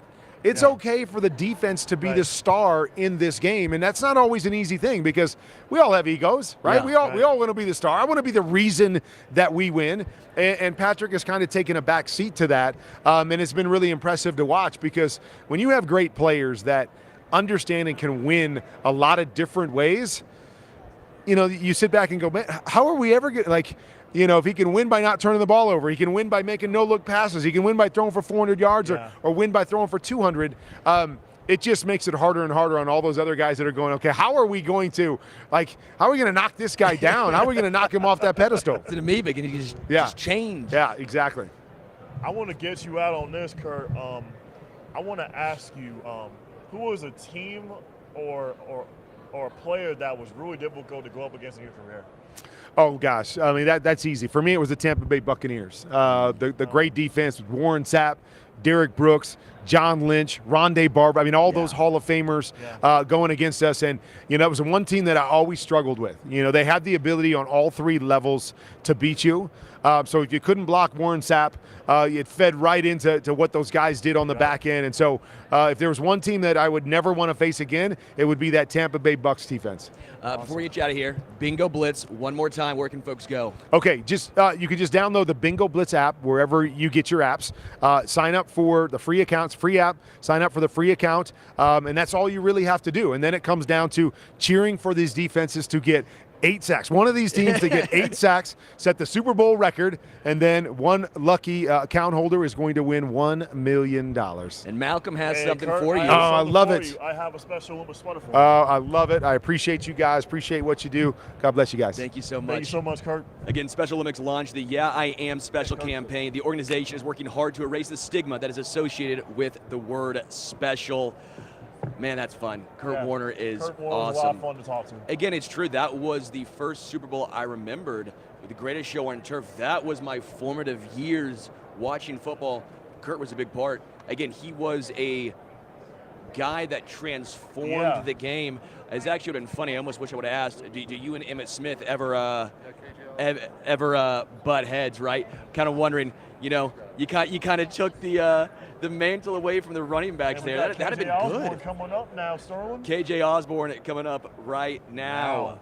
KJ, how you doing? KJ? No, we'll get you on quick. See, you weren't even ready right there. I'm great, man. How you guys doing? Thanks for having me. Absolutely, Doing really KJ, well, it's a man. pleasure. Well, we got to get you going because, you know, you're always filling in. You're a guy that has to step up, and you always step up in big ways. Right. It seems like in every single big moment, you're a guy that is coming down with the football. What makes you so good in these big-time moments? I mean, I think practice, you know, just my preparation. In the offseason, I put myself, you know, in those moments. And, you know, just repetition. You know, today is what, 2/8/24. So I'm a big Kobe guy. You know, so that, you know, that Mamba mentality got to kick in. And, you know, throughout my career, I've seen that, you know, Kurt, he was coming to me in those big moments, you know, ever since my second year and I first stepped in. So I kind of started becoming, you know, that guy. So when that time comes around, you know, no matter if I've got a catch or two, I know it might be coming. So I try to get ready for it. Before we talk more football here, I know you're also brought to us by Sleep Number. What are you doing with Sleep Number? Oh, man, I've had a partnership with Sleep Number for a couple years now, and it's been wonderful, man. I told him that I'm the perfect guy for the brand. You know, sometimes you get some marketing deals, you know, you're talking about something that you don't really believe in, and you got to sell it. But I am a true, you know, believer in my sleep. In my recovery, you know, I check my Sleep Number every morning, you know, and my sleep score, you know, what it's done for me and how it affects my performance. And, you know, recovery is just truly big for me. You know, I try to get my recovery after every practice. You know, I'm a guy getting massages and acupuncture and all types of things like that. But, you know, sleep, you know, is the top dog out of all of those things. So it's something that I truly, that's super important for me. And, you know, Sleep Number is the perfect brand for me. Shifting gears back to football, KJ, what makes Kirk Cousins such a great leader on the team? Oh, man, his on the field and off the field presence. I mean, Kirk's, you know, on the field presence is already, you know, it speaks for itself, you know, if you see his numbers and seeing that thing that he does. But, I mean, the Netflix series came out, and I think other people really got to see the true guy that he really is, even off the field. I mean, his leadership, you know, Kirk, he took the whole offense. You know, we hopped on the PJ. He took us to his hometown, you know, show us where he grew up. You know, just things like that. He brought us back. Those type of things, you know, make you want to play for a guy like that. You know what I'm saying? It you know, only speaks to his leadership more. And, you know, so when we do get on the field, you know, his preparation, like I always say, you know, Kirk's preparation, you know, makes me want to prepare more. You know, how smart he is, you know, how much he loves the game. and all that practice and that preparation that he does, you see it play off on Sunday. I love that series, Quarterback, on Netflix. I watched all eight episodes of that series. Yeah, it was awesome. I got so many texts about it, and I'm just like, is Kirk really like that? I'm like, I wish everybody could be around him, man. He's such a joy to be around. Down 33-0 at halftime. Mm-hmm. What is going through your mind? I mean, you're sitting there like, man, this sucks. We get here, and what's the thought? Then how do you turn it around? And obviously, you were a big part. 10 receptions, 157 yards, a touchdown. How do you find the will to come back from that? Man, it was a crazy game because we had been playing so well. That year we were playing so well, and that 33-0 lead just happened so quickly. With some turnovers, some fumbles, and some interceptions. And next thing you know, we look up too, and it's like what was it, 12 o'clock on a Saturday or 1 o'clock, and we like, damn, we down 33-0. It's only halftime. So personally, for myself, I always tell the story that there was a time where Justin went down. So we already getting our butts kicked. Now Justin went down, and everybody knows Justin Jefferson. I always joke, I'm like, that's like our savior of Minnesota. So when I tell the story, when Justin went down, I felt like the whole stadium just like was in tears because that's our Justin Jefferson. We're already down 33-0. So I'm like, man, I got to make a play. Or we're going to get ran out of here. Yeah. So at that moment, personally, I just tried to, I moved to the X where Justin was playing. So I'm like, I know the ball is going to be coming. And I just tried to, just will us back. And, at that point, it was just a pride thing. They talk about don't look at the scoreboard, just play. Next thing you know, we were back in that game, and we were able to get it done. Your Mount Rushmore, KJ, of wide receivers of all time. Oh, man, of how many? Like 4, 5? Top 4? Top 4? Yeah. Jay Rice. Uh-huh. Randy Moss. Yep.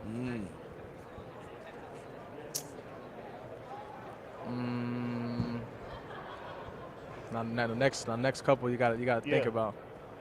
It gets tough, man. You have the top two. Right, it's right. Like, okay, well, who am I moving off? Who am I going with? Yeah, who you going with? Because I like Larry Fitzgerald. Yeah. Calvin Johnson. Yeah. Oh, Calvin Johnson. So I guess that's the top 4. At that top, but I think it's always that fourth, fifth spot. I mean, so many people could you could put in that Chris Carter. There's so many so many guys that you can name. I personally think Antonio Brown's one of the best receivers ever. Yeah. Wow. So it's all types of guys you can put there. All right, you're not just a great player on the field, but also a great dude off it. For people that don't know, you helped save someone from a burning car. Can you walk us through? Yeah. How you I mean, this is crazy to me. So I was in Austin, Texas, and I was headed home, and there was a car, to my right. My Uber driver just started screaming, and I'm like, what is this guy screaming about? I don't see anybody on the street. Yeah. And to my right, there was a car that was on fire, and my Uber driver pulled over, and he's handing me the phone like, call 911. I'm like, man, I've never been to Austin, Texas. I wouldn't be able to tell him where we're at. Yeah. So I'm like, you get it. I was like, we got to go to this guy. So we both stopped. My Uber driver, Abdul, he was the first one, ran up to the car, no fear. The car was burning in flames. And, myself, Arthur, Rita, and a couple others that was with us, we were eventually able to go out and help pull Nelson out of the vehicle and, obviously save his life. And it's been, super a blessing, just telling that story. I had them all up for a game in Minnesota. They were able to, see the facilities and, come on the field pregame. And I told them that night, and I said, I want to let you guys know, I'm an NFL player, and this story is going to blow up. So I say we took a picture because I'm like, I want you guys to be able to get the love and that you guys are heroes. You know what I'm saying? So they were able to come to Minnesota, and it was a great time. That's quickly awesome. Before we get you out of here, KJ, Chiefs, Niners, who you got? One, I don't really care who wins. I don't care who wins, but I wouldn't be surprised if the Chiefs win again, man. I honestly wouldn't be surprised. I mean, Pat Mahomes, how can you deny him, what he's been doing? Everybody thought the Ravens were going. They doubted the Chiefs, all year long. They talked about all the different problems that they had, and somehow they're still here. Yeah. So I wouldn't be surprised if the Chiefs pull it off. KJ, but I have a lot of friends on the 49ers, so I'd be happy to see them do something as well. So I'm just a fan watching at this point. Do you have any expectations as you head into free agency, a new step in your chapter? Right. Do you have some priorities you have laid out? Oh yeah, there's a lot of priorities that I have laid out with my team. We're discussing it. I'm excited for it, man. First time going through it, so I'm taking a day at a time. But when that time's come, I'll be ready. Hey, good luck, man. Yeah, thank you so much. Good luck, KJ Osborn with sleep number. By the time. way, I need a sleep number. I think I need that. No, seriously, it's life changing. Yeah, I know. It's life changing. As a dude with a bad back. I'm spoiled now. I'm spoiled. Hey, thank you, man. Really do appreciate it. Thank you so much. Hey, take it easy. That's KJ Osborn, wide receiver with the Vikings. We'll see where he ends up. I would say I wouldn't mind a little KJ and KC, huh? All right. KJ and KC has a nice little ring to it. I'm going to get out with you, Malcolm, for a moment. I'm getting out. You know who's coming in? Patrick Dang Allen. Patrick. Relief. Swing through, pal. I'm here for relief. Thanks for keeping my chair warm. All right. Appreciate you. Yep. Yep. Next up, we got Alex Singleton and Vince Egan. We're gonna talk about Special Olympics School of Strength here in a matter of moments. What's up, Malcolm? What's up, Patrick? How you doing today, brother? Awesome, Patrick. How's it been going this morning? It's been going excellent. What's up, Vince? What's up, Alex? What's up? What's up, fellas? How's it going? Welcome in, Patrick, Malcolm. How you guys doing? How you guys doing? Good. You gotta share this one, Vince. Oh, man. You can hold it. Okay. So this is awesome, man. Obviously, you know, fan side to here, we're doing our unified reporting with Special Olympics. Malcolm, our guys, our unified reporters, been here for the second year in a row with us on Radio Row. You guys are doing the School of Strength campaign. Tell us a little bit about that. Just Snack Zone started in I think December. I decided to get on there to speak about nutrition, talk about portions, eating better, like let's say like pretzels and peanut butter are my favorite snack. Yeah. I'm a big peanut butter guy myself. Me too. Can't go wrong with peanut butter. Yeah, peanut butter's awesome. Favorite healthy snack after a workout? Ooh, after the protein shake, I'm Yeah. going favorite healthy snack. See, I'm very, very boring. I do chicken and rice and beef all the time. What about you, Vince? I go and get some nice chicken, a little bit, some rice, but not much rice. I eat more chicken. That's good portion control. Yeah. And that's what the snack zone's all about, is knowing your portions and knowing what to do. Why is it so important for Special Olympics athletes to be healthy when it comes to the School of Strength? Talk a little bit about that. Yeah, I mean, I think, everyone's an athlete. And so you should treat your body how, an athlete should, And I think, nutrition is the one thing you can do 24/7. It's the only thing that, if, you have a little setback, it can hurt you. You can't work out for 24 hours a day. You can't train 24 hours a day. You can't watch film 24 hours a day. You can't play basketball 24 hours a day. But the one thing you can do is, have the right meals, eat the right foods, know your portion controls and all that. And, because the biggest thing I took from this, nutrition campaign is, 60% of Special Olympics athletes are either obese or overweight.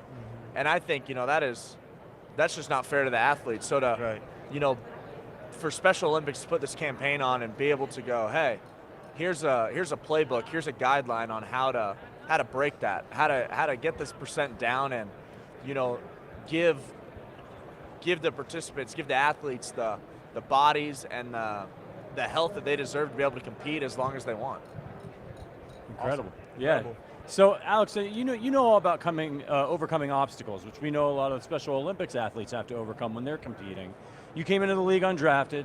You were cut a few times. You went to the CFL for a while. Then you've returned to the NFL with the Eagles and eventually finding a home with the Denver Broncos. Congratulations on your contract, by the way. Thank you. How did you keep yourself motivated to continue chasing your NFL dream? Yeah, I would say the biggest thing was my family.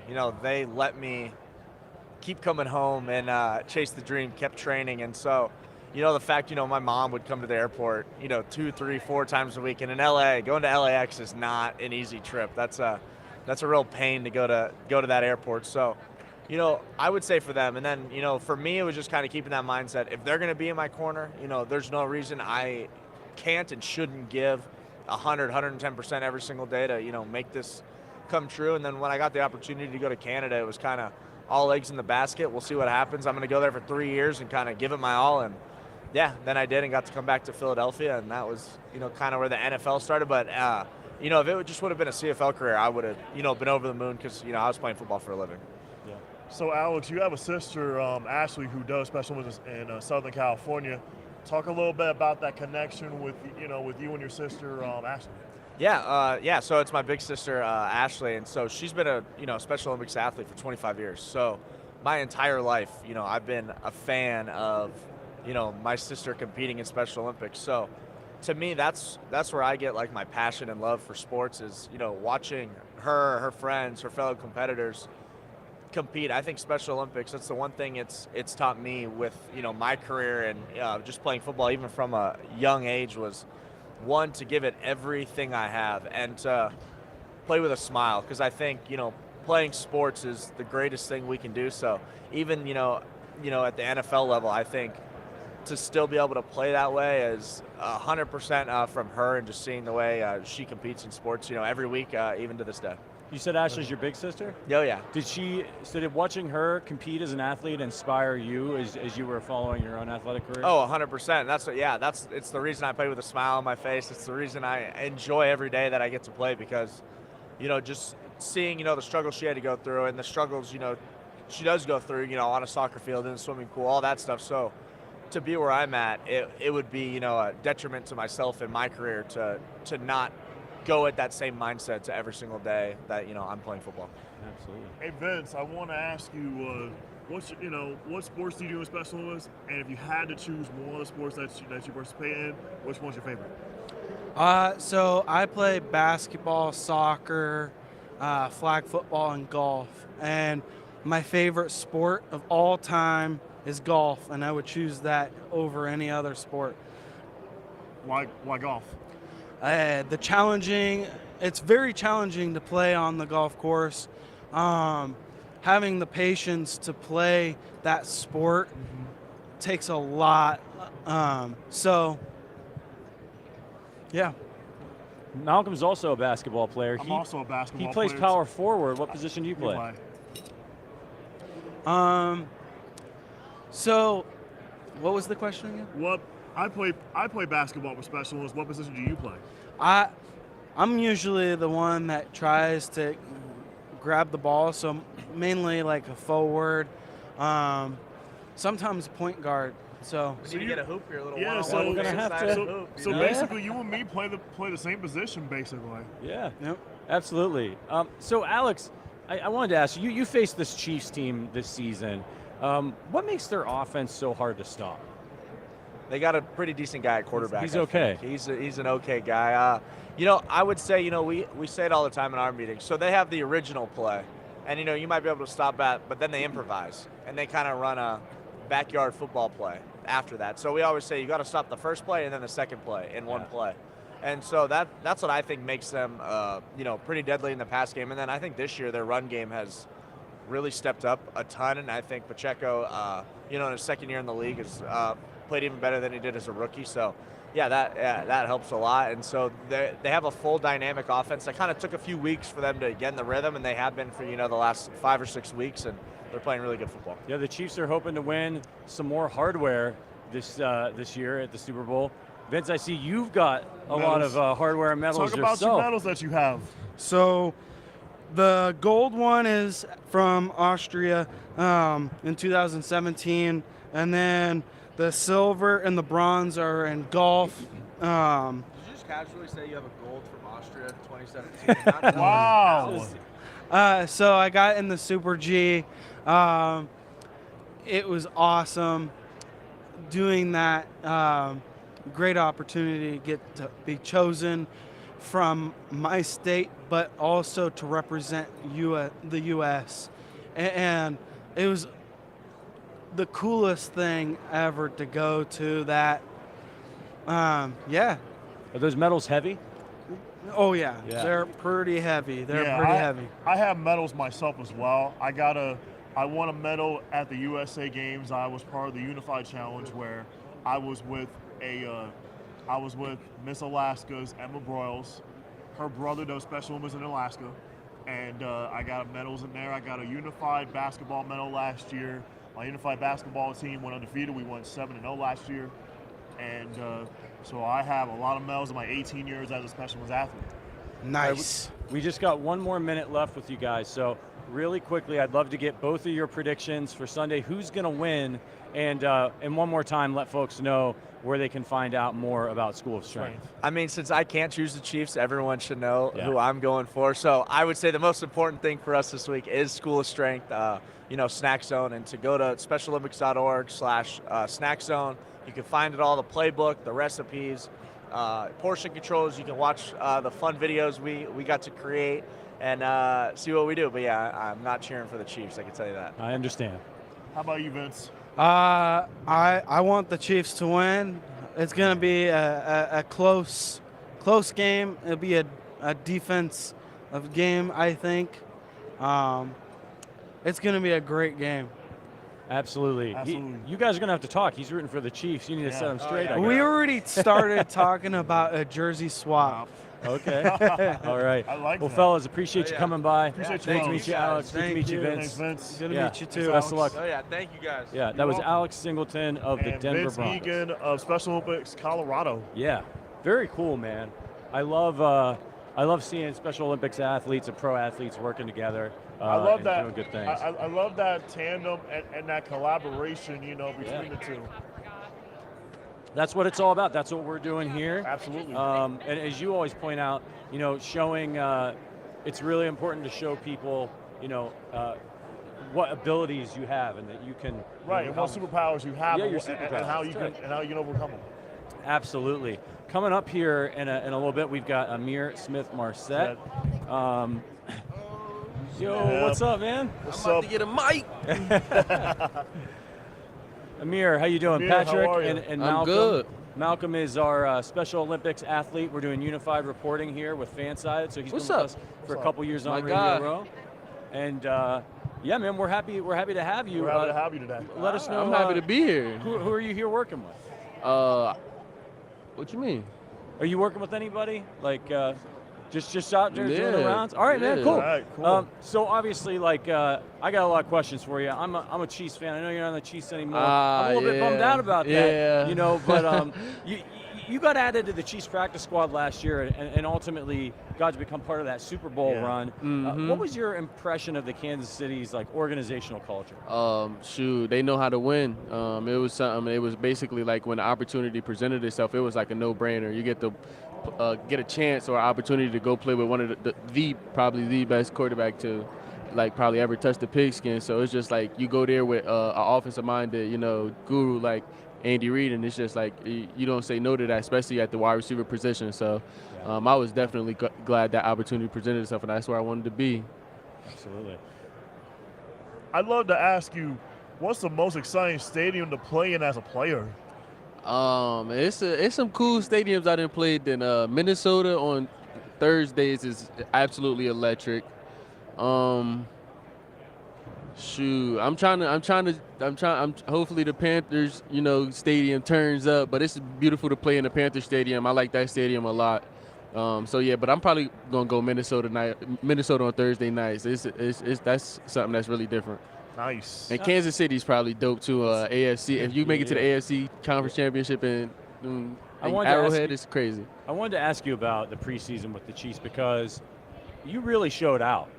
You played really well in the preseason. You made a lot of nice splash plays. I think there was a deep wide receiver room. A lot of Chiefs fans were hoping that you would make the final roster, and you ended up getting traded to Carolina. So obviously you were on the bubble, but you had done enough to show not only the Chiefs but the rest of the league you belong out there playing on a regular basis. What did the Chiefs tell you when they let you know that they were going to trade you? When I was the day before cut day, I was chilling, playing a game, and I felt like I went out there and I made the best of every opportunity. So I was just sitting there thinking, hopefully, why not be one of those people where it's like they're gonna give me a shot. So I was just sitting there thinking, maybe I was created that opportunity for myself. And then when the night before I got the call from Brett Veach, he told me that you set yourself up to not just play in this league, but contribute to a team right now. And he told me that he liked everything I did, how I came to work every day, and to, just showed up. So I did that, and I heard that, and I was just like, you know what, he's right, and he never hashed out a possibility of coming back in the future and stuff. So, I mean, it was just like, this is what he thinks best for the Chiefs at this moment, and you never know. You don't rule out something in the future where it could work out where we back again. So, like, I respected the move that they made, and just allowed me to go out there and get another opportunity somewhere else and actually contribute. So, Yeah. I thank them for that one. Yeah. What's the best piece of advice you ever received as a player in football? The best thing I could probably say is I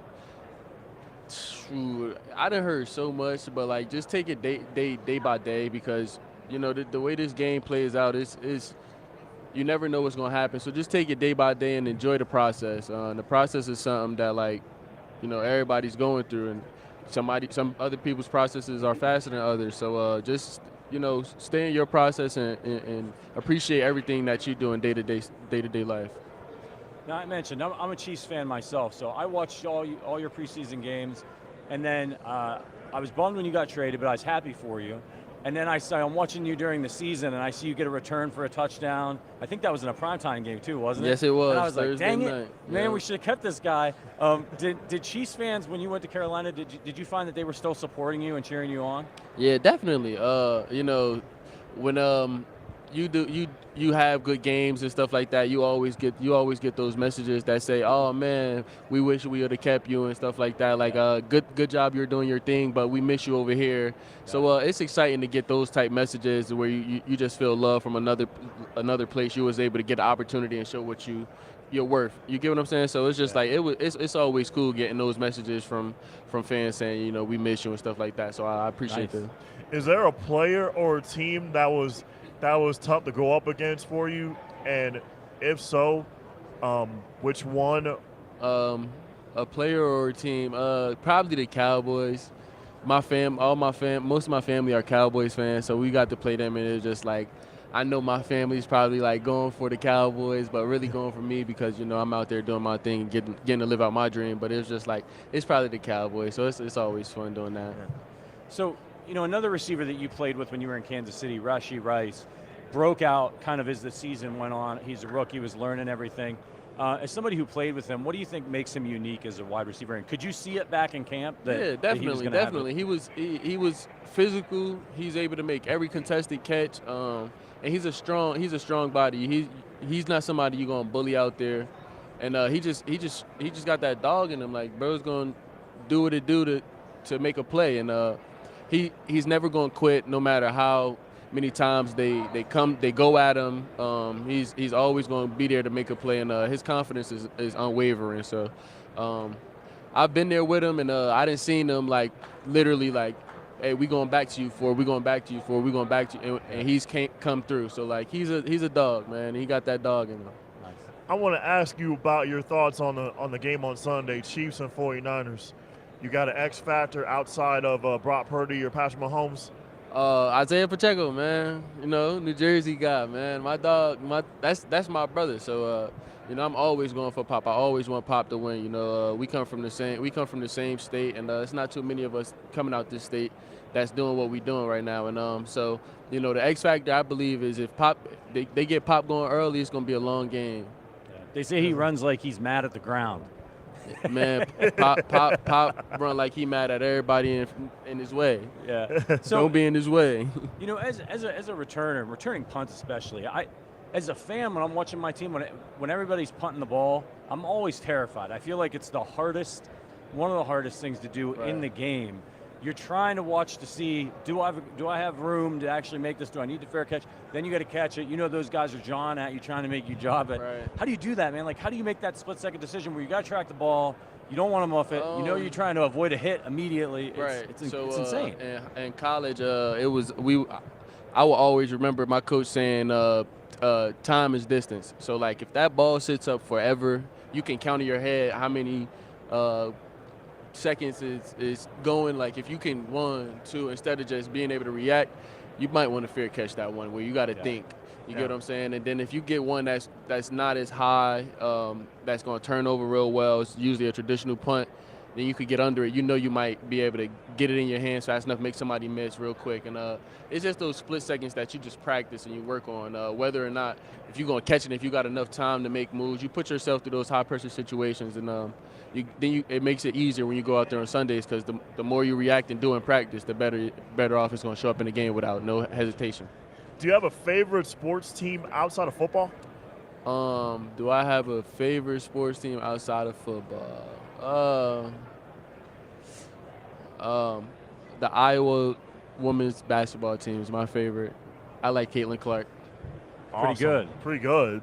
She's amazing. She's just lining them up from half court, man, on the logo. It's crazy. She's cold-blooded. Man, yeah, she's cold-blooded. She's a female Steph Curry. Yeah, yep, she is. Yeah, it's quite a scene to see. All right, so, I want to ask you a little bit about Dave Toub. Obviously, you worked a little bit with in Kansas City. Sometimes Chiefs fans get mad because they feel like the punt returners they'll return a ball inside the 5, and a lot of times you hear like, hey, put your heels on the 10-yard line, don't back up, but they'll do it. How does Dave Toub coach that? Is it the players doing it, or is he coaching it to be aggressive? To be honest, he put people out there that's going to be fearless. 1, 2, if you think you can do it, why not go for it? But because let's be honest, the offense is quite strong, so like they got a lot of faith in 15. So it's like if you feel like you can make something happen when you catch the ball, then make something happen. But like ultimately, at the end of the day, be smart about it. Don't take too many chances, because as the football game goes on, you don't really get that many chances. So you don't want to keep starting inside your 5 or your 10. So he just tell you, be smart. Take it when it's there, and if you're gonna take it, just take it and be do your thing with it. Just don't cause too many problems. Right. So we'll be cool. Do you have a favorite restaurant in Charlotte? Favorite restaurant in Charlotte? I don't even know. I haven't really gone out to eat there that much. Not yet, at least. I went to STK once. I like that. I'm gonna probably go STK. Awesome. How far away do you feel Carolina is? Obviously, not a lot of wins this season. Kind of a rebuilding team. You had a young quarterback, dealt with an injury and all that stuff.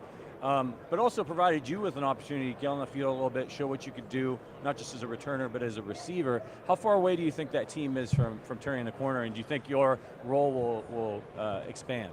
I definitely believe, we close. We got the talent to go out there and put something together. It's just going to take time of everybody, just coming in and coming as a collective and agreeing that, like, we're not going to take nothing this year. And then just going out there and actually, fighting and battling for each other, and trying to work hard for your coach, and just prove to them that you want to go out there and play ball. So I feel like we're right around the corner, and it's a few pieces. I pray my role expand. I just want to go out there and prove each week in and week out that I can be one of the best players in this league, and it just take time and opportunity. And every time I feel like I've gone out there, I've been able to show that I belong in this game, and I'm never going to shy away from the moment. So I believe I can take that next step, and I'm ready to do that.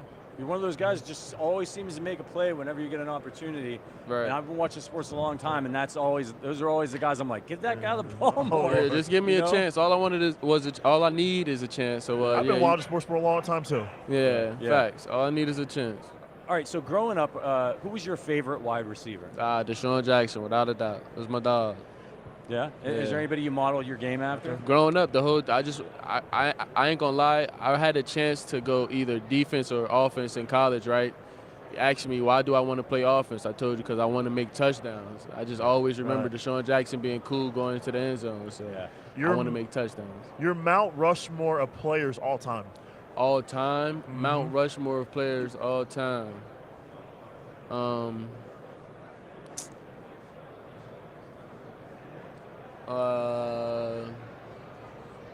Let's see. Deshaun Jackson's got to be in there. Mm-hmm.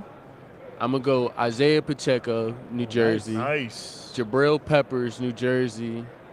And then me. New Jersey. It's the Jersey Rushmore. It's the Jersey Rushmore, man. They're going to start construction on it next week. All right, we know you got to get out of here. Let's get your final score prediction on Sunday. How's this one going to shake out? 2 real good defenses, 2 real good offenses. it might be a stalemate in there somewhere. I'm saying I'm going anywhere between 24-17 or 31-21 or something like that, somewhere around there. We got the Chiefs. We got the Chiefs. All right, Amir. Appreciate you Amir. coming by. Really an No honor to problem. talk to you. Come on, man. Yeah, best of luck next season, man. Best of luck next care. season. That is Ihmir Smith-Marsette of the Carolina Panthers. Thank you. Boy, it was a great conversation. It was. I always like talking to guys who we get to talk to a lot of people out here. We talk to some of the guys who Absolutely. are well established in the league. But then some of the underdogs, some of the long shot guys who are kind of clinging to roster Underdogs spots. you just don't hear of a lot. Right, yeah, you get the opportunity to talk to them and see, like, how did you make it from training camp, and you're going to get cut by the Chiefs, but now you got traded to the Carolina Panthers, and now you get a whole runway to work on that. And a Jersey-born guy, for no doubt. I mean, he's from Jersey, Pacheco's from Jersey. I'm telling you, like, it's like a Jersey Shore type affair. Football factory out there in Jersey. Yeah, Jersey. We're going to have Fred Taylor coming up here in a few minutes. What's your favorite? Do you have a favorite position on the football field, Malcolm? I do. Favorite position has to be I feel my favorite position is the quarterback position, the QB position. Yeah, I mean that's the fun one to watch. Isn't it? I love watching QBs. Yeah. I love watching Tua, Allen try to do their thing. I love watching Lamar do his thing. I love Purdy and those guys do their thing. I love the quarterback position. It's so cool. Obviously, the camera's on the quarterbacks a lot, but also at the same time, you get to see the different varying skill sets and ways to play quarterback. Right. You have like a pocket passer like Joe Burrow or Tom Brady. You have a sidearm. You have a sidearmer like Mahomes. The way that Drew Brees was, taught about how Patrick Mahomes throws sidearm. Yeah. As a shortstop in baseball, that's the best way you gotta throw the football. Yeah, he is incredible to watch. He is. And speaking of people who are incredible to watch, we're gonna have the great Fred Taylor coming up here, who was a running back from '98 to 2010. Jacksonville, New England. Oh, Sterling Holmes here. There's been this debate I've been getting in my X account, that Dan Marino took the M&Ms back. No, these are the Dan Marino M&Ms, and I'm about to crush them right now, okay? I don't know why everyone got this rumor that I wasn't able to keep them. What happened to mine? He gave us 2 packs. Yeah, I didn't get it. What happened? Somebody stole mine. I have both. You should put those in a case. Yeah. That's like Hall of Fame stuff. Those are Dan Marino's M&Ms. That's Hall of Fame. That's Hall of Fame-esque. You know what I mean? You got to hook me up with one of those, man. Yeah. I'm not eating breakfast. They can't hear me right now. You have to read my lips. Sterling's eating M&Ms. Oh man. Fred Taylor coming up now. What's we up, got Fred Taylor. How are you? I'm good. How you Pretty doing, good. Fred? Patrick. This is Malcolm. He's our Special Olympics doing, reporter Malcolm? here. Awesome, Fred. Pretty good, man. Thanks for hopping on with us today. My pleasure. So obviously we're here at the Super Bowl. Everybody's working with somebody. What are you here promoting, Fred? I'm here with Crown Royal, man. Long-term partnership. Last night we celebrated at the Super Bowl Soulful Celebration. I was able to present Nate Burleson with a Lifetime Achievement Award on behalf of Crown Royal. So that was amazing. Yeah. Nate then had an opportunity to make a donation on behalf of Crown Royal's donation to his favorite charity, which is the Veterans Charity back in Michigan. Very cool. Very Yeah. cool. My old man, absolutely. I love you too, brother. What's up, Shrep? What's up? I'm working. Oh, we got I'm Emmitt working. Smith over You here. want to step and say a word? Come on in, Emmitt. Come on in. What's up, man? Hold on, guys. I'm Yeah, it's sorry. all good. It's all good, Fred. Love you more. Oh, I'm breaking down. We breaking stuff. It's all good. It's all good. Hey, Rolled right up for us. Yeah. I'm here enjoying it. We'll see, man. I appreciate See, when you're on every Radio word Row, you ever put in for me. You never know who's Yeah. going to come by. Yeah, you just never Thank know. you. Patrick. Thank you. Absolutely Love right. you, man. I mean, this is I'll this hit is you. awesome. I hit your line. Emmitt You staying Smith some clean ones in a too. pair of Concords. Just, I say you staying some clean just ones. crashing. Look at you. Just, All you right. saw Chad Ochocinco pass by. yeah, Ocho. Yeah. I mean, I'm just here trying to work on behalf of Crown and talk about my beautiful partnership. Yeah. Yeah. Talk some football, and I got legendary Ocho, obviously. Yeah. Yeah. He's so bright, and everyone loves Chad, and he loves everyone. Yeah, Then the GOAT himself, the all-time leading rusher, Emmitt Smith. Yeah. So it's always good chopping it up with Emmitt. So that's NFL royalty right there. Yeah, Fred. yeah.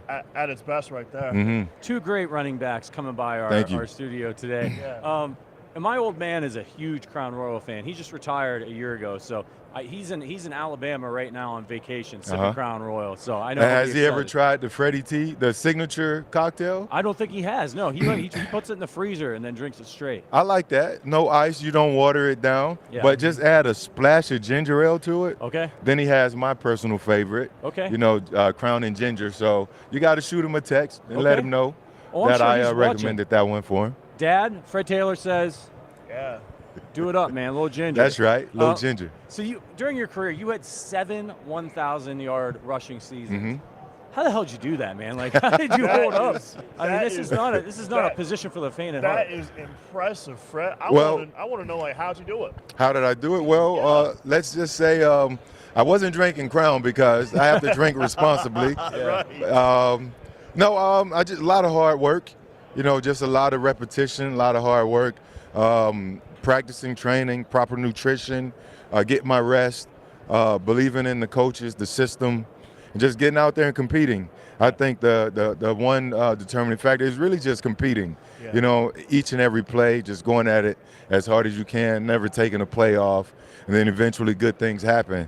And for me, it took me a while to kind of understand that part of it. I just was playing off natural ability when I first came in. Then I endured some injuries, and then soon after, when I realized that it mattered, that it really mattered a lot, I started doing those small things I just mentioned: getting proper rest, not going and hanging out as much, eating right, getting into a lot more stretching, taking care of my body, and then better things started to happen. Were there players that you modeled your game after, Fred? When you were playing in the NFL? Well, I can tell you a quick story. I wore number 21 in college, and I thought I would get it in the NFL, but my teammate who had it at the time, he wanted $50,000 for it. I won't say his name, but he's a great guy. We became amazing teammates.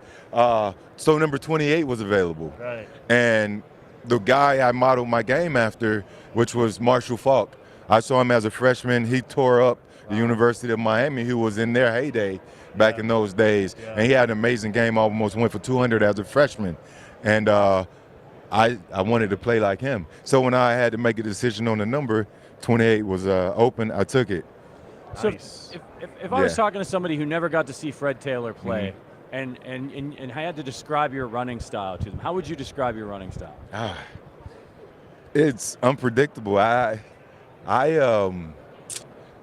a slasher. I don't know. I just do it all. Yeah. I don't really know how to summarize it other than that. I can do everything. I can run you over big enough, 230 pounds. You know, I can stiff arm you. I can spin moves. I have really good feet, really good vision, really good hands. Hurdle over a defender? I don't like hurdling. No. No, you don't? I don't. I won't. I hated leaving the ground. Right. I didn't like leaving the ground. Now I'm vulnerable. Right. You know, but I've seen guys that has that dynamic ability, but I just never once enjoyed leaving the ground. I'd rather to try to, split you in half and run through you. But, I really can't sum it up in other than I was able to do it all. Sure. Man, Fred, I got to ask you, did you have a favorite moment playing for both the Jaguars and Patriots? Well, my favorite moment playing for the Jaguars obviously was, just one, being drafted there. Like my very first game, it was in Chicago, September of '98 in Chicago. And I grew up admiring Walter Payton. He was one of my favorite backs. He was actually the person who got me into football. I was 9 years old in 1985, which is the year the Bears won the championship. So Sweetness was the man. Yep. So I just fell in love with how he was able to run the ball. And Chicago was my first NFL game in Soldiers Field. Yeah. So that was one of my favorite moments. Something I'll never forget. And for the Patriots, just playing for the organization itself. Didn't really go quite how we expected. It wasn't necessarily what some consider the Patriot way at the end. Well, in terms of winning it. Right. But everything else is a well-tuned, well-tuned machine. Yeah. And just to being in those meeting rooms, listening to Coach Belichick, listening to Tom Brady, understanding how they were so successful, that was more special and meaningful for me than actually going out there playing. Right. We talked a little bit about your running style. The Chiefs here playing in the Super Bowl have a guy in Isaiah Pacheco whose running style is very unique. People say he runs like he's angry at the ground. What do you think of his running style? He has good vision. He runs hard. Not an extremely big guy, but he runs hard. With a lot of effort. He puts his head down and he just goes. And what's up, Drew? Good to see you, man. I'm good. Good to see you. Drew Brees, man. Drew Brees. Legendary guy Yes. right here. Maybe I shouldn't have been on the corner right here. I would probably been safe. But no, Isaiah is a really good back. He doesn't get enough credit a lot of times, but he actually makes that offense go. If they're not running the ball, then they can't do those slip passes behind the linebacker level to Travis Kelce. So it's really, they don't have a ton of weapons, but they use their weapons effectively. How do defenders feel about having to deal with a guy like that they know he's going to come every time, man, and make them earn it? They're going to come too. Yeah. But it's mano y mano, and I would prefer that. And all of the defenders I know that are really good players, they welcome that sort of action. Yeah. They in fact want that more than a guy who's not giving his best effort, because the game gets boring, and then you can lull them to sleep, and before you know it, this guy who's not very good can burst out on a 30, 40-yard run, and now they're upset with themselves the entirety of the game. So really good defenders want to be on their toes at all time, and Isaiah is the type of guy who will keep them on their toes. Was there a team or a player in your career that was the toughest that you had to face? Bob Sanders, his career wasn't very long, but every time we met, it was 1,000% effort from him. But I think the one guy who trumps Bob, in my opinion, is Troy Polamalu. Troy, you know what you're going to get each and every play. I enjoy playing the Steelers, their entire defense. But Troy Polamalu, he led that defense, and obviously he's a Hall of Fame player. On the 49ers side of this thing, you got a guy like Christian McCaffrey.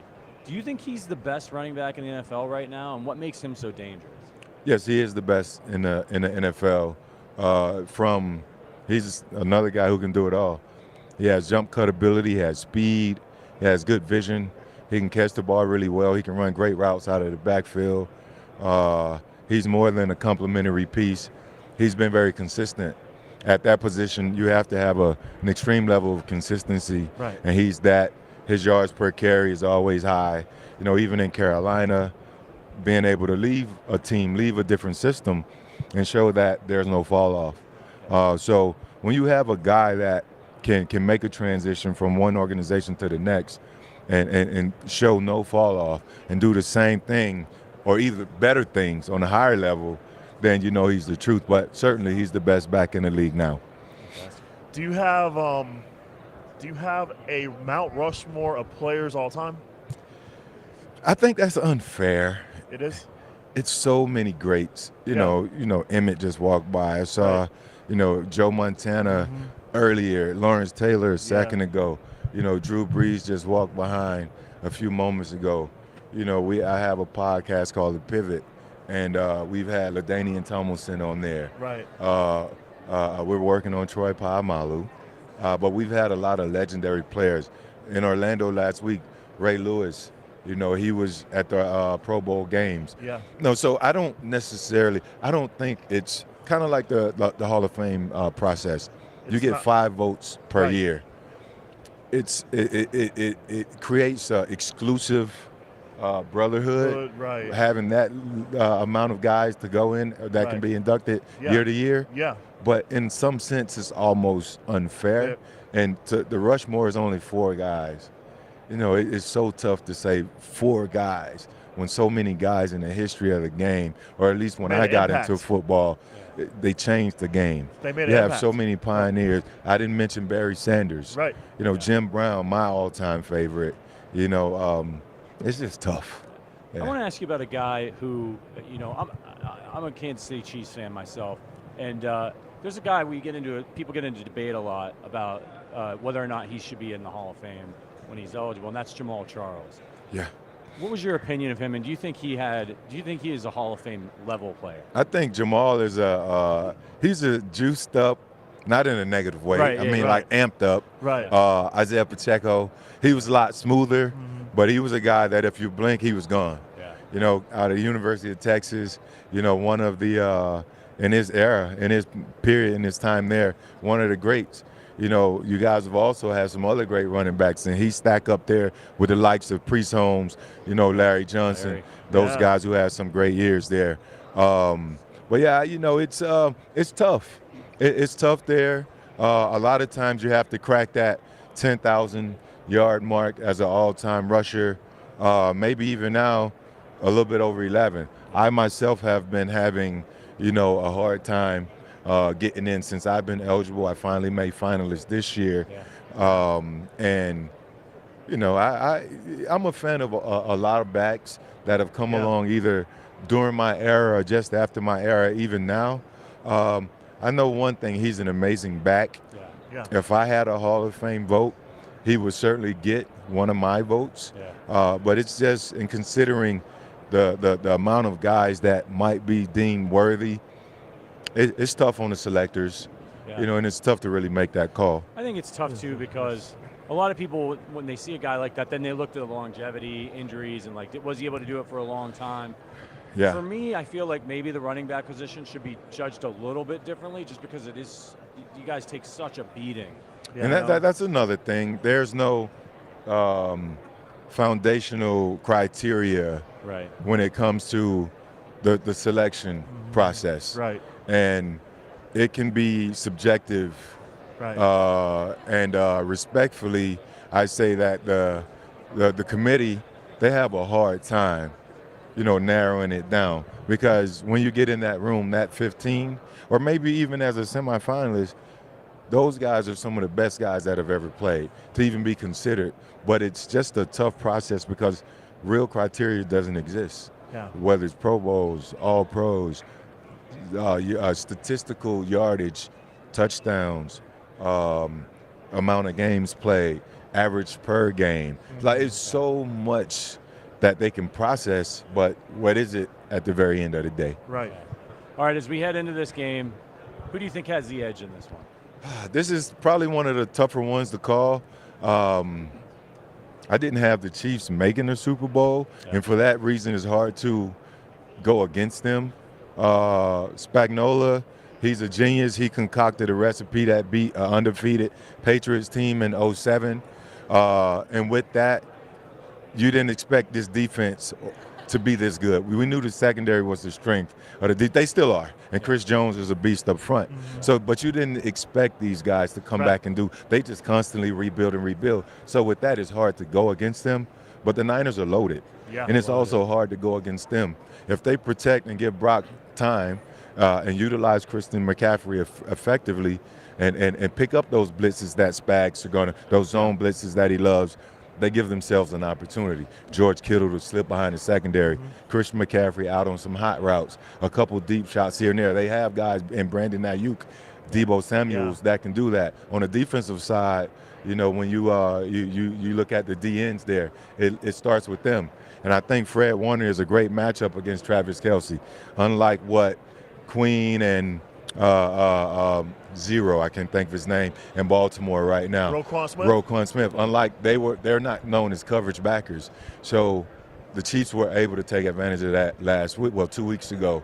So it's a toss-up for me. I don't want to bet against Patrick Mahomes, and I also know that San Fran has the wherewithal and the guys to make it happen. Do you have a final score prediction?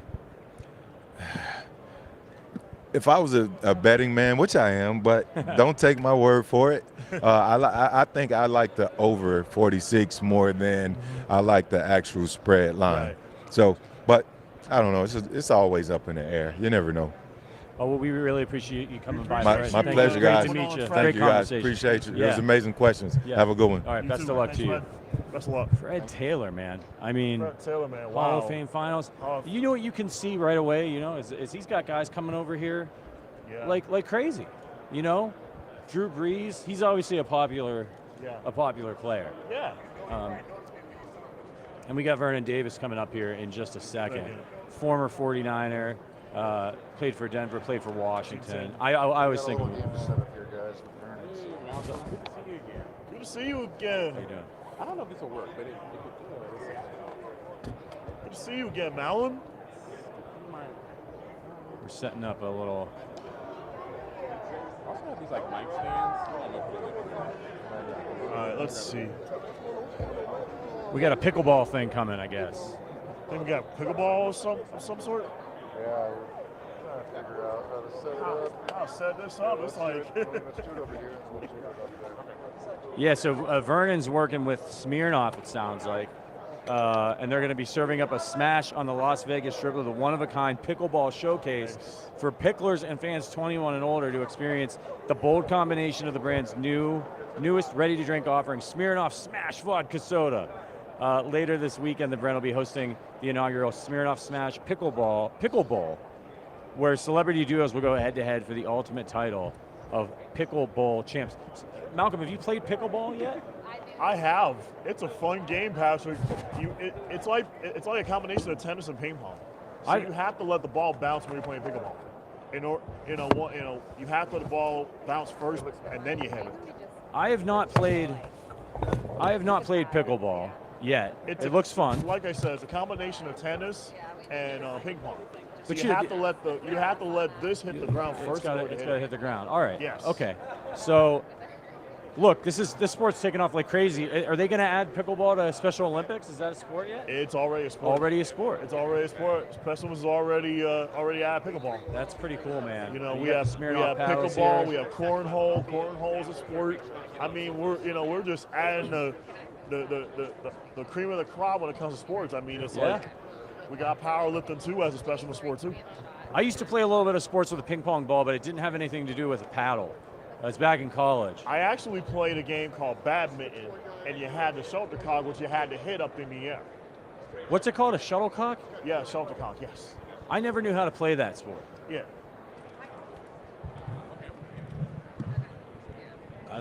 I'm not sure. We gotta get this off of here. Yeah, we just got to get the drink I'm trying to stay hydrated. How you guys doing? How you doing, Vernon? Good to see you guys. Good to see you, Vernon. I'm Patrick. Good to see you again. This is my guy, Malcolm. Good to see you again.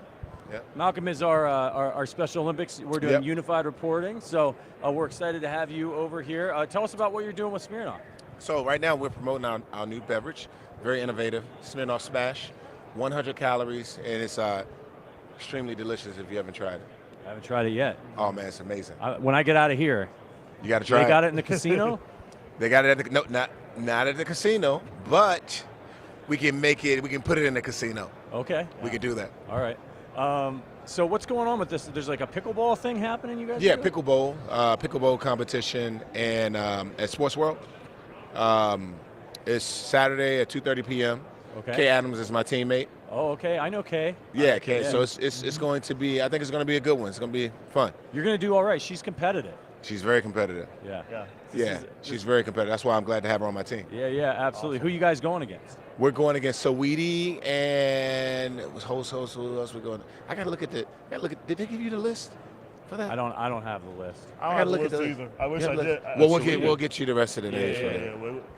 Well, listen, Vernon, let's talk a little football. You had a long career in the NFL. We were just over here talking to Fred Taylor and his incredible run, too, with 7 1,000-yard seasons. What was the secret to your longevity?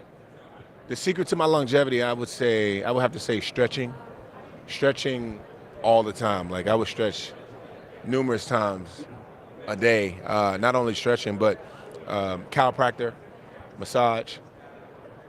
I think those are the things that really kept me in the game and kept me going. Yeah. Flexibility, pliability, all that stuff. All that stuff. We see Patrick Mahomes work with his trainer a lot, and he's kind of like Gumby. He gets in some weird positions and he doesn't get hurt. I saw that. Yeah. His trainer Bobby Stroop talks about you don't want to be going into a position for the first time, I think, is kind of what he says. Yeah. So if you find yourself in that position in the football field, your body may be able to adjust to it. Yeah, you got to be able to adjust, and he's practicing that. And it's interesting you say that because I used to walk on the side of my ankles, like I would turn my ankles and just walk like that. Because if you think about it, if you ever in that position in the game, the reason why guys roll their ankles because they're not moving it enough. Right. So if it's flexible, then you don't have to worry about twisting your ankle.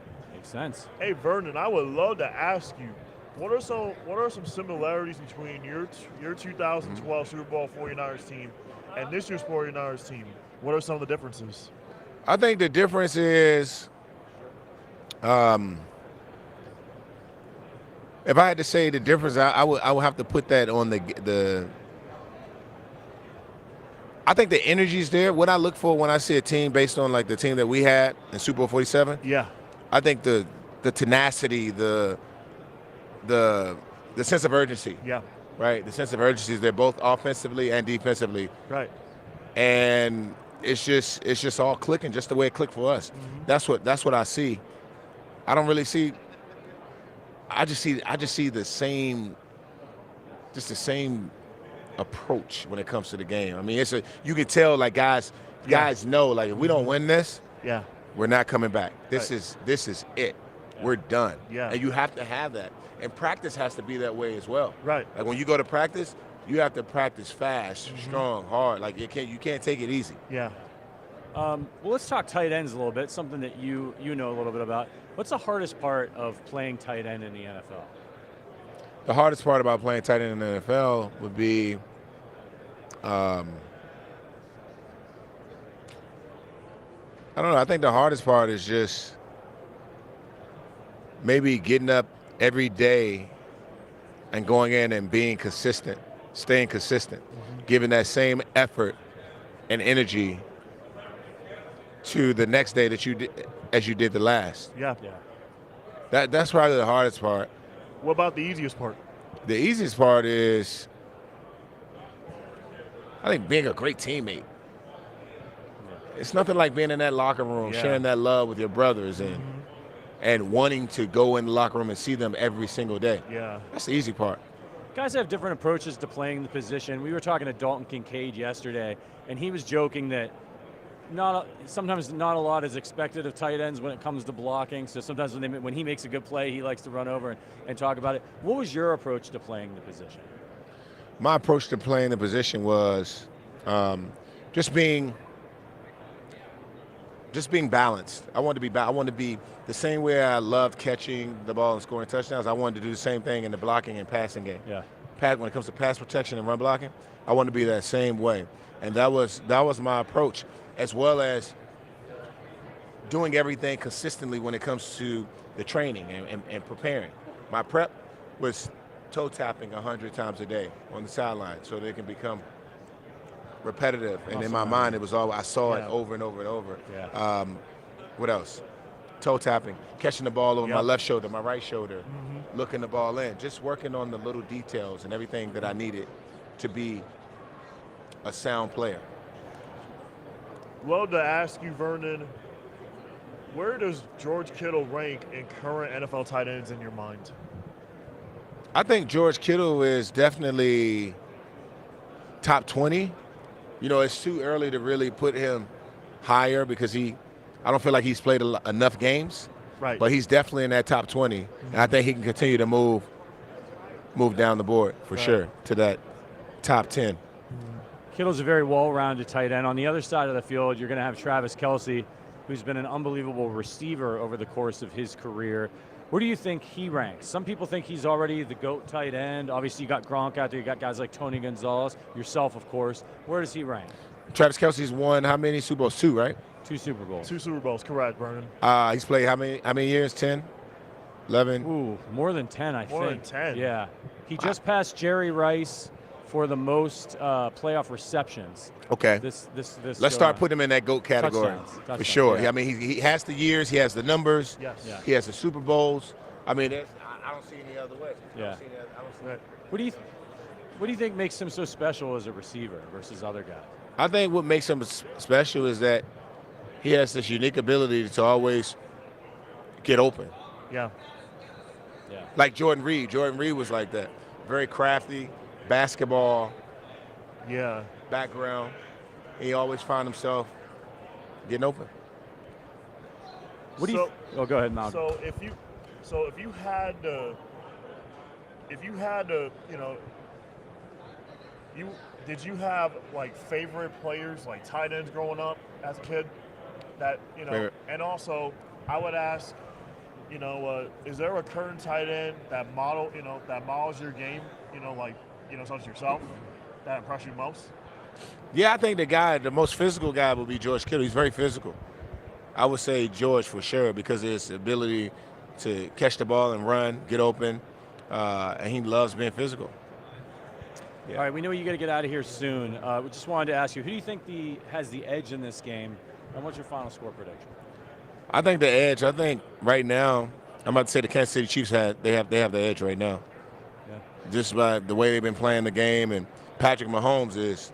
I mean, you can look in his eyes. He's very determined to come out victorious. I mean, in any and every game. I mean, he's the man. Yeah. He's awesome. The Chiefs definitely have the edge in this one. All right, Vernon, thank you so much for coming by. Thank you, sir. Great to meet for you. coming on yeah. today, man. We appreciate you. Yeah. Make sure you check out Smirnoff, the You Pickle are, Vernon. Bowl. It's happening on Saturday, and I'm sure you can find the information over there on their website. Man, we get to interview some really incredible really cool players here, Malcolm. Yeah, we do, and we got Lisa Kerney on deck. Yeah. FanDuel host. This is gonna be fun. It's gonna be fun interviewing Lisa Kerney. I can't wait. Has anybody got this FanDuel code for me? I'm doing it with her. Oh, you're coming on? Are we switching out? Yeah, you can move over there for a second. Oh, I'm out of here. Appreciate y'all. We'll see you in a couple hours on the Arrowhead Addict stream. My man. Yeah, we got Lisa Kerney on deck. She's coming aboard right now. Hi, Lisa. How you doing? Excellent. No, we haven't met yet. I'm very pleased to meet you, though. Very pleased to meet you too, Lisa. Thanks for having me. Absolutely. It's our pleasure. Let me put my Starbucks down. Okay, thank you. Sterling is back to join me. I'm back, baby. I needed like a 45-minute break, We've been here since 8 a.m. More coffee? It was more coffee. Yeah, I had yeah. some M&Ms. It was a whole joke because Yeah. Dan Marino gave me M&Ms yesterday, and everyone's like, "Are you gonna sell it? What are you gonna do with them?" I'm like, "I'm gonna eat them. I'm gonna eat them. I get hungry." Lisa, I know you're here with FanDuel. Yep. What's that partnership like with FanDuel? The partnership with FanDuel? Yes. Well, I feel like I'm one of the OGs, if you will. I've been with FanDuel for 5.5 years. I joined FanDuel right when the PASPA repeal happened, way back in 2018. So it's funny when I look around the landscape of our company and how fast we've grown in those last 5 years. Like, I still think I'm like the young, like TV person. And then I look around, I'm like, oh my gosh, there are like way younger people than me right now. Yeah, you're like, wait a minute. what- It's fantastic. I mean, the industry's exploding. We've got just great buy-in and great partnership from the leagues. And so it's a really exciting time to be at FanDuel and in sports betting. Yeah, and not just that, we have a FanDuel code for you. If you haven't downloaded the FanDuel app yet, you'll definitely want to take advantage of this offer for the big game. New users who sign up through our link must deposit $10 and place a first wager of $5 on any live bet. That bet wins, you will receive $200 in bonus bets straight to your account. This offer is only available if you sign up through our link, bit.ly/arrow200. You can find that link in the description below our stream, as well as scan the QR code on screen to start signing up. Again, the link is bit.ly/arrow200. This offer will end shortly after the game, so make sure you don't miss out. Offer is only available to new customers who are 21 plus and physically present in legal gambling states. Please remember to always gamble responsibly. Check the episode description for the link and the full terms of the offer. Again, we're here in Vegas. I needed to take those advice. The please gamble responsibly. Roulette has not treated me well. That's why you go to FanDuel. Oh yeah, you tap into our system. We have a great marketing campaign called The System. Our goal is by 2026, 50% of our users to be utilizing our safe gaming tools that are on our websites. They're easy to access. They keep you in line, man. Yes. So jump on the website, jump on the app, and get yourself straight. Lisa, I've loved your career as a host, as a journalist. What advice do you have for me as a journalist for the rest of the week? For the rest of the week? Yep. Just do the thing. Be you. Be a fan. Pull everybody. Like our job as journalists, right? Right. It's to pull in the viewers, the readers, whoever it is that you're distributing your content to. You're pulling them into the experience. So share what you see, what you hear, what you're feeling, what the energy's like. That's our job. If we're doing that, if people at home are saying, "Man, I feel like I was at Radio Row this week," then you've done a really good job, Malcolm. Thanks, Lisa. When you look at the upcoming Super Bowl, obviously Chiefs, 49ers, he's actually a 49ers guy.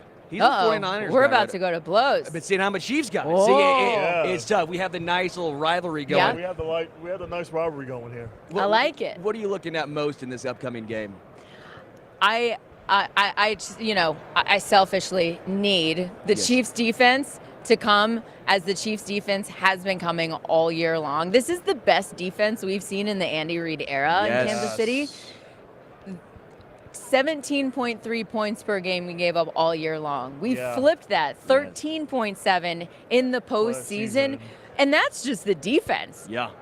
Then you've got this offense that's absolutely lights out. You wake up the day after the AFC Championship game, and the Chiefs are getting points in the Super Bowl. Like, they come in as an underdog that in the last 12 times that they've been underdogs, they've won 9 straight up. It's 9 out of the 12? That's insane. As underdogs, That's insane. They relish that role. So that's insane. very excited to see the defense ball out. We know the offense is going to do what they do. One of my favorite players is Isaiah Pacheco because of how hard he works. Do you have an X factor outside of Purdy and Mahomes, Lisa, that you think is going to make a huge impact in the game on Sunday? I do. I think Rashee Rice has really come on so strong. You know, throughout those, as Chiefs fans, we realize there were a number of games leading up to the postseason where you're sitting there going like, if we don't figure out how to catch the ball, we're going to be in big trouble. So our most reliable receiver being Travis Kelce, his role on the team, he was dropping balls all the time those last 3-4 games leading up to the postseason.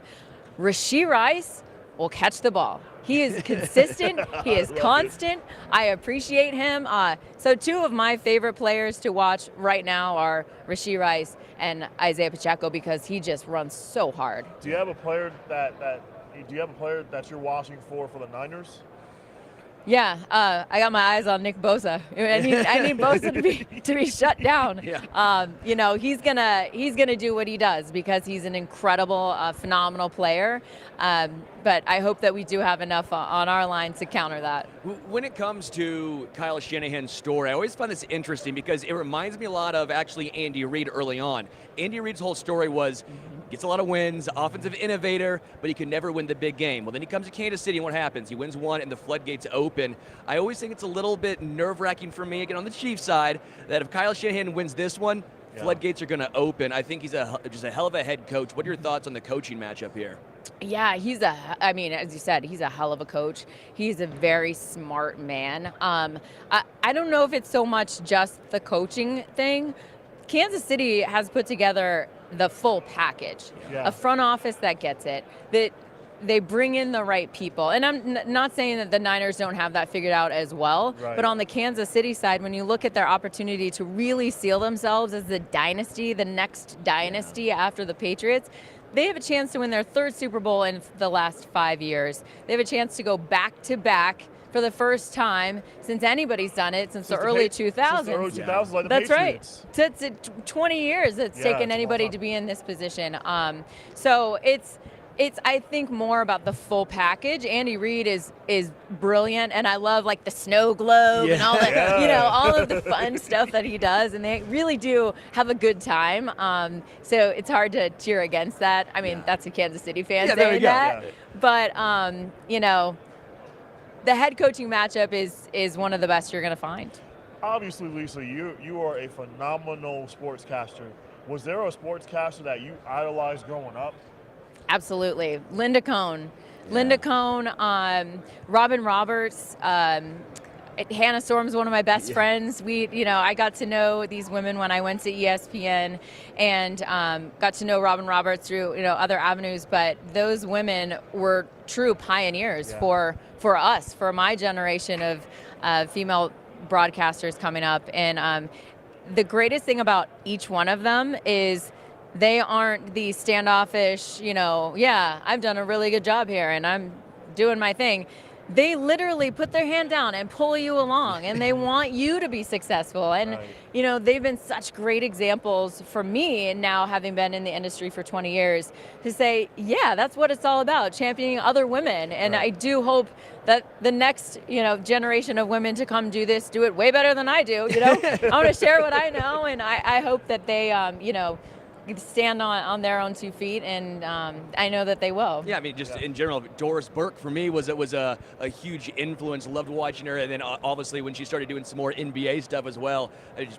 Just an absolute legend as well. Yep. When we going back and look at this game, we've talked about the defense. We've talked about Chris Jones has to step up. No Charles Omenihu. One of my nervous little inklings here is, this is putting a lot of pressure on George Karlaftis, because Omenihu was a guy who could win early. Karlaftis, I love, but he normally wins with his motor, right? So Chris Jones might be getting doubled, even triple teamed that time. So for me, I think Karlaftis has to have a big game. Is that who you're tabbing, or is it more of someone else defensively? No, I think you're absolutely right. Omenihu was a huge loss. I mean, he had 7 sacks this season. His pressure, he just was everywhere. So to lose him and not have the in the AFC Championship too. So it's not like we've had a couple games to be able to say, all right, let's feel this out and see, how we're going to put this together. Right. But what's great about football is it's a team sport. And so while there are, a number of one-on-one matchups throughout, it is a team sport. Karlaftis has to step up, but so does everybody else. Everybody on our team, on Kansas City's team, has to come with their best game. And hopefully our best game is better than the Niners' best game. Did you have a favorite sport growing up, Lisa, that you love to watch outside of football? No. Football has always been my number one sport to watch. I played basketball in college, so I'm a hooper. I'm a point guard. I drive. I know what. 2, let's go. I'm coming down. Yeah. Let's go. Fast break. So I love basketball. That's always been in my blood, but I've more than anything sat down on the couch with my dad and my mom and my siblings when we were young, and we watched these Chiefs games when I was a tiny little thing. Speaking of basketball, I played basketball for Special Olympics. So last year, I played unified basketball, and my unified basketball team, we were undefeated. Wow. Heck yeah. 7-0. Heck have you seen the hands? I gotta post you up. Get in here and box out. Take you down. Yeah, I play power forward. Oh man, that's awesome. Tim Duncan-esque, right? Yeah, I'm Tim Duncan-esque. I'm grabbing rebounds all day, posting up, dunking all day. What's your comfort range? My comfort range is like mid-range. Outside, I can shoot threes really well. Yeah. My free throw shooting is like 80% from the free throw line. Get down to the short corner. Yep. The little pop of the little guys. My most points I scored in a game was like 38. Oh wow. Oh, no big deal. Just dropped that 38 on us. Not a big deal. And wow. I actually made a game-winning basket, and that basically sent my team to States. My coach literally hugged me after the game. As he should. Yeah. I hope you felt really good about yourself. I did. What an incredible moment for you. It was an incredible moment. I really just knocked down the shot, just knocked it down, cool, calm, collected, just shot over the defender's hand stretched out, shot it, made the basket, won the game for my team, and we made it to States, and we won States that year. You know what's cool about that, Malcolm? The way that you just described that whole moment and what you were feeling, you will always have that with you forever and ever and ever. Always. What a cool gift, right? Sports, man. Sports. It always comes down to it. Sports, man. You've been a Chiefs fan a long time, so we're in the same boat here. Did you ever think that we would become the villains? Because did you ever think that the Chiefs would be the team that they're now the hunted? Now they are the team that beat you because they have the better quarterback, that they have the better head coach. Because growing up, I'm sitting here going, it's never going to happen. I'm just going to be alone in a world where my team never wins. I'm a Royals fan. I went to Mizzou. It's a hard life, but all of a sudden the Chiefs have done this. Did you ever think this was possible? Yeah, that it's a hard life flag. We can't fly that No, we anymore. cannot. No one's feeling No sorry sympathy. for us at all. One of my favorite players of all time is Marcus Allen. I love the way he played. I would watch him like at the goal line, and he's jumping over everybody and bowling into the end zone. Marcus Allen, who played for the Raiders. He also played for the Raiders. That's absolutely right. He back in those days, you're like, it was almost like we were having our own little like DFS. Like I would play, I would cheer on certain players and be like, he's so good. Yes. Our team not so much, but like he's so good. Brees Holmes. Brees Holmes. We got Larry Johnson. Yes, all those great names. Rest in peace, Derek Thomas. Yep. I mean, such an incredible player. So you'd root for these guys, and as every sports fan knows out there, you give them your heart and soul, and you're just Don't like, forget about please Torrey don't Pope break as well too for the Chiefs. Absolutely right. Yeah, just here's my heart and soul. Please take me somewhere. So as Kansas City fans, it's been a nice run. Yes, absolutely. Lisa Kerney, thank you so much. Honestly, really do appreciate the time. I know we're rooting for the Chiefs. We're sorry, Malcolm. We apologize. In advance. In advance. But you see, you both are actually leaning me towards the Chiefs because I actually said, as much as I love the Niners, I just don't think the Niners have it in them to win this game. I just think the Chiefs are going to actually make it.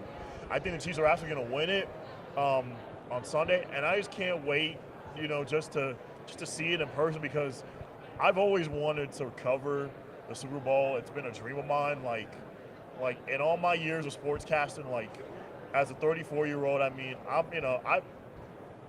here for the second straight year. I mean, who would have thought that I would get to do this as a unified reporter for the second straight year with fan side, with special moments? I mean, it's just, the world is my oyster. I just want to see where this goes next. It's been a dream of mine, and I'm not going to stop, and I'm just going to keep going.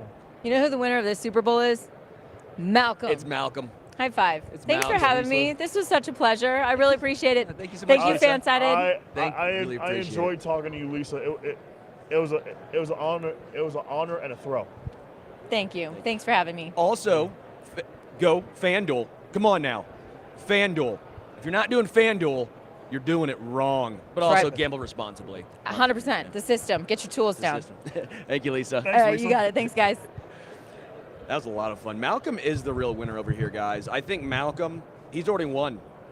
And we're winning because we're with Malcolm. Does that make us a winner too? Can I? Yes. Why can't I ball with you, dude? Yeah, you can ball with me too, Sterling. Absolutely. I'm 3-point shooter only, though, just so you know. I would say 3 and D, but We got Victor Cruz coming right now. I don't really have much defense, so I'm kind of more of a line. You can work on defense a little bit, Sterling. My defense is pretty good too. I try to stay in front of my defender as much as I can. So we're gonna have Victor Cruz I up can't next. wait for Victor Cruz. He's probably got us a lot, but you better believe I'm gonna ask him to do his little touchdown celebration. Yeah, I would love to. I would love to ask him how did he get that? How did he get the salsa dance? Are you gonna ask him that? Yeah, is that his favorite touchdown celebration, or does he have others? It's solid, man. I mean, that TD celebration. If we can get him to do it, I'm gonna be. You got to ask him, Malcolm. You got to ask him. Will you do? Yeah, the salsa dance. The salsa dance. I will ask him definitely, sir. I will. Man, this has been a great day It's been already. a great day already, and it's just, still, I don't even know what other surprises are in store at this particular point, Sterling.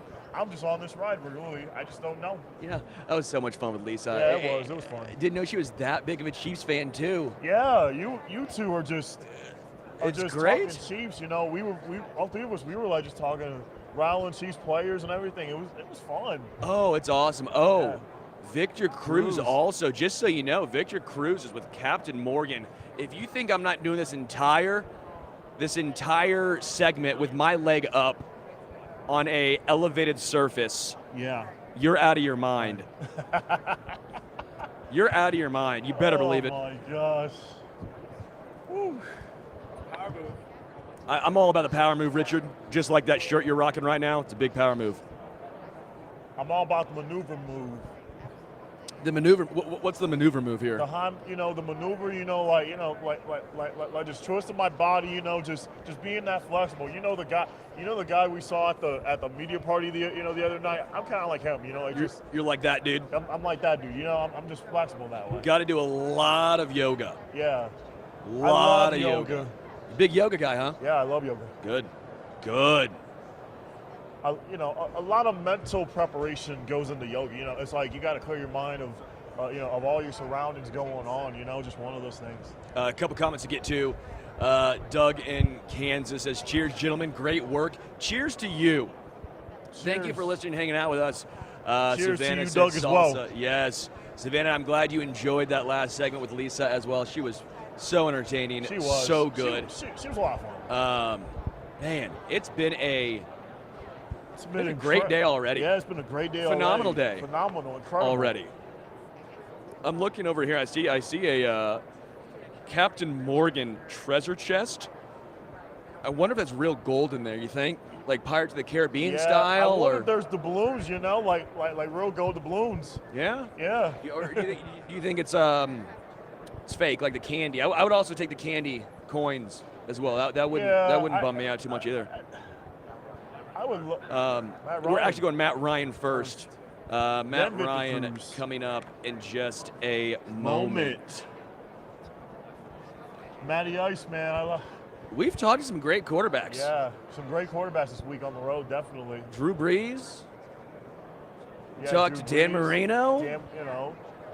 We've talked to a lot. Yeah, Matty Ice. Kurt Warner. Kurt Warner. Oh my gosh! Wow. We've had some fun on the road this week, Sterling. We have had some. We almost need to get the quarterbacks on one side. Yeah. And then the running backs on the other. Yeah. And see what happens. Hey, Matt. What's up, Matt? Good to see you. How you doing? Doing great. How's Matt everything going? Ryan is Awesome, here. Matt. Doing great, man.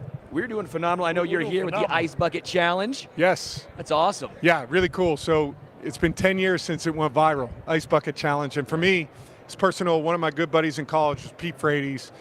Pete was instrumental in starting the Ice Bucket Challenge. And, I can't believe it's been 10 years. And there's been progress made, but more progress. We need to continue to keep the awareness out there so we can find a cure. It's a tough disease, man. I saw what it did to him. I saw what it does to the family. And continuing the research and trying to find a way to better treat and hopefully eventually cure something that, we're looking to do. And I'm happy to be out here today and spend some time with you guys. Awesome, Matt. I would love to ask you, what's impressed you most about Brock Purdy and Patrick Mahomes? Well, both those yeah, quarterbacks. I'll start with Brock. I think it's his temperament. Just the ability to handle situations, stay calm, not get overwhelmed by anything. I think he's incredibly impressive that way. I think he's underrated in his competitiveness. I think he gets tossed off as a nice guy, and he is a really nice guy, but he's a competitor, man, and he's not scared of the moment. I love that. And then for Patrick, I don't even know where to start, but this guy's a winner, and he finds different ways to get it done. He's not scared of the biggest moments. Yeah. Your biggest part of the game, he wants the ball in his hands and has a knack for making the play, whether it's running, throwing, scrambling, throwing it up to Kelsey. It doesn't matter, right? Yeah. He's going to find a way to make a play when you need it, and some guys have that knack. He certainly does. Awesome. How do you think Steve Spagnuolo tries to slow down the whole Shanahan system, right? The Shanahan system, phenomenal. CMC, obviously, but just everything in general. How do you think Spag will try to attack this? Well, I think it starts with shutting down the run game. And to me, that's San Francisco's bread and butter. I know we talk about all of the pieces that they have in the passing game, whether it's Kittle or the two wide receivers and Ayuk and Debo.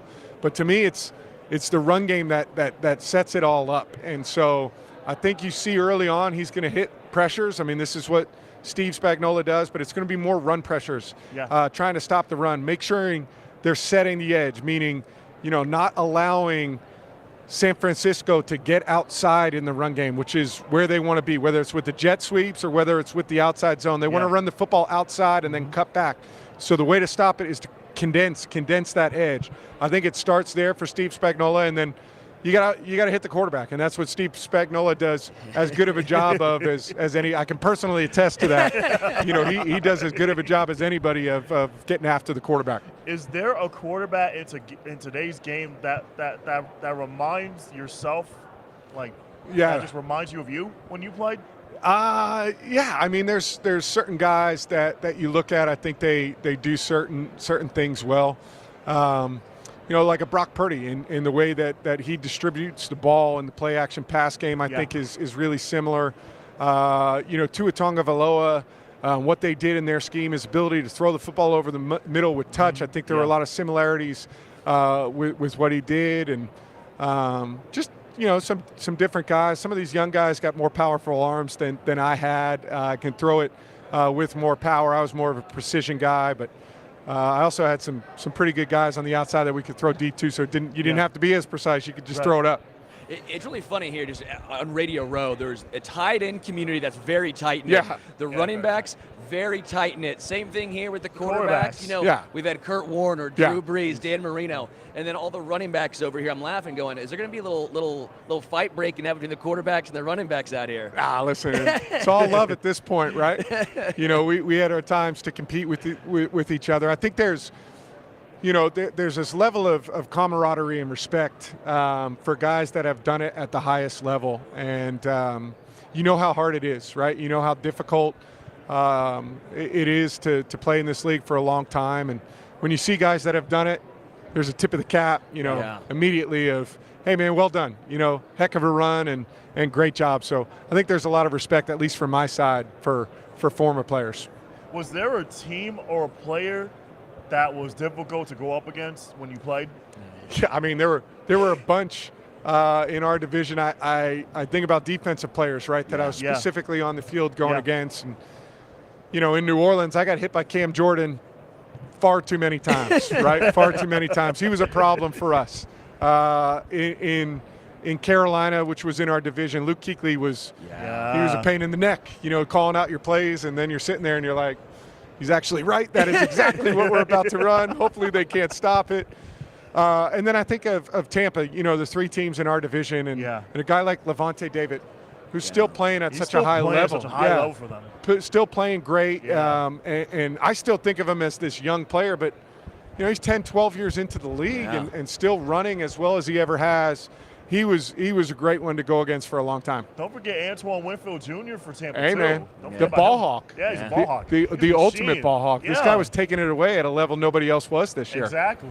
Wow. For a player, what is the playoffs like? The intensity level, as well as obviously in the Super Bowl, it's so much different than anything you will go through the 2 weeks leading up, and it's just the pageantry. You're no longer at your place. Again, we're here now, the 49ers, UNLV. Little unique situation here, obviously, right? Yeah.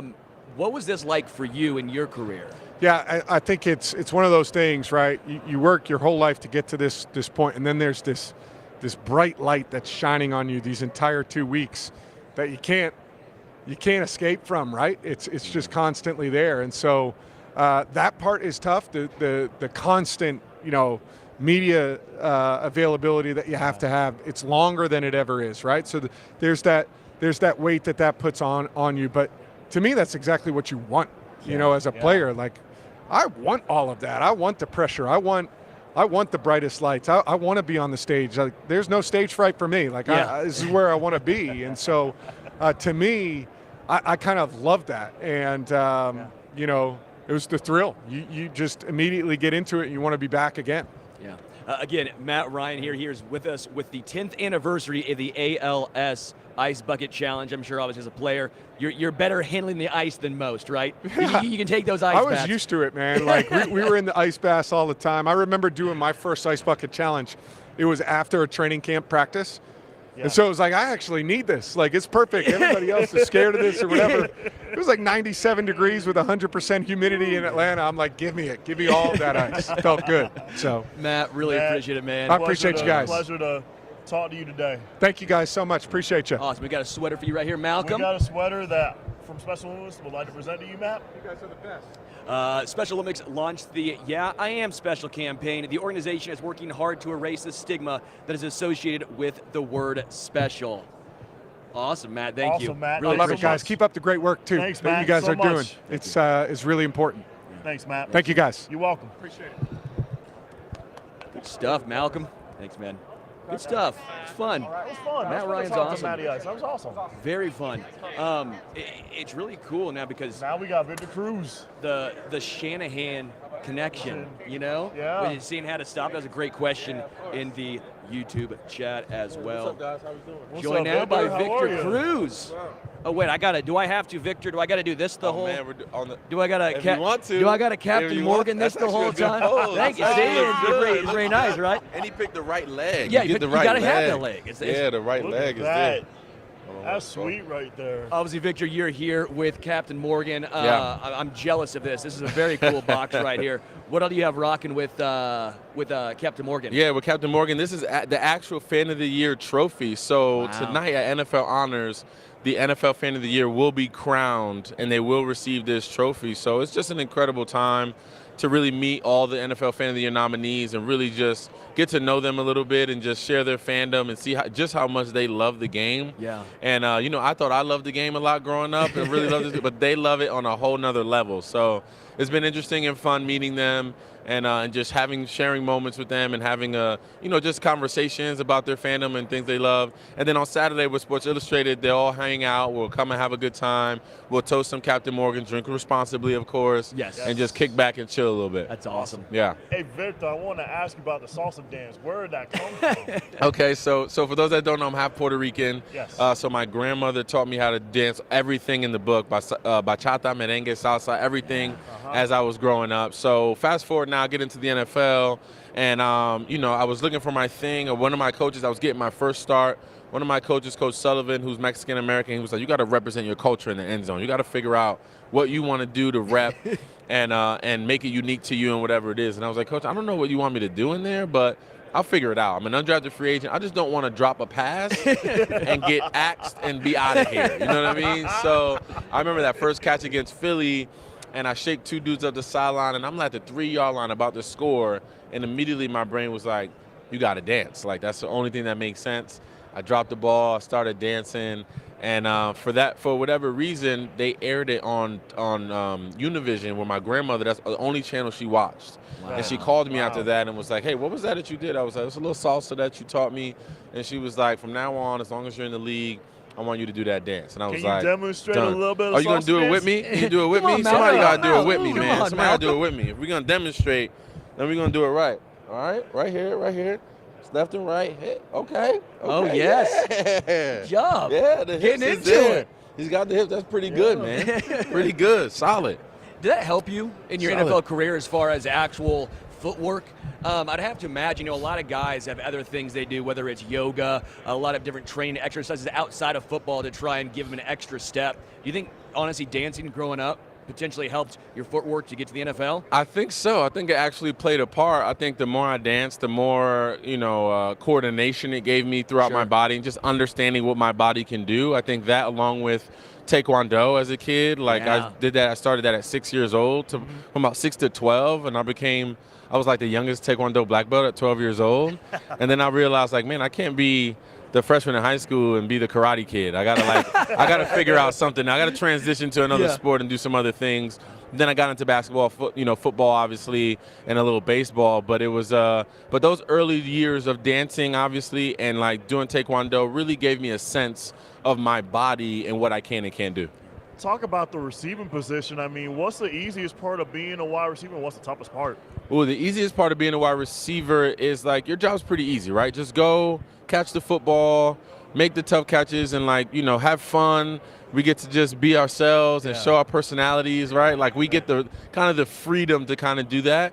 And the toughest part is exactly that, making those catches, in those key moments, knowing that those moments are big moments within the game, and coming down with those passes, not letting your team down, not letting your quarterback down, especially when your quarterback is going to be a Hall of Famer one day.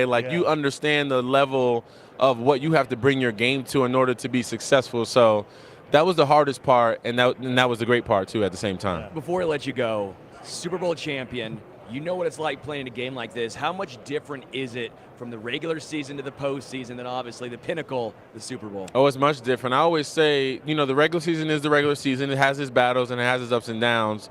The playoffs and the NFC Championship game that I played in was the toughest game that I played in physically. And I say the Super Bowl is the toughest game I played in mentally because there's there's 2 weeks to prepare. You're trying to stay locked in and focused throughout those 2 weeks. You're trying to make sure that those outside things don't interfere with your mentality and how locked in you are.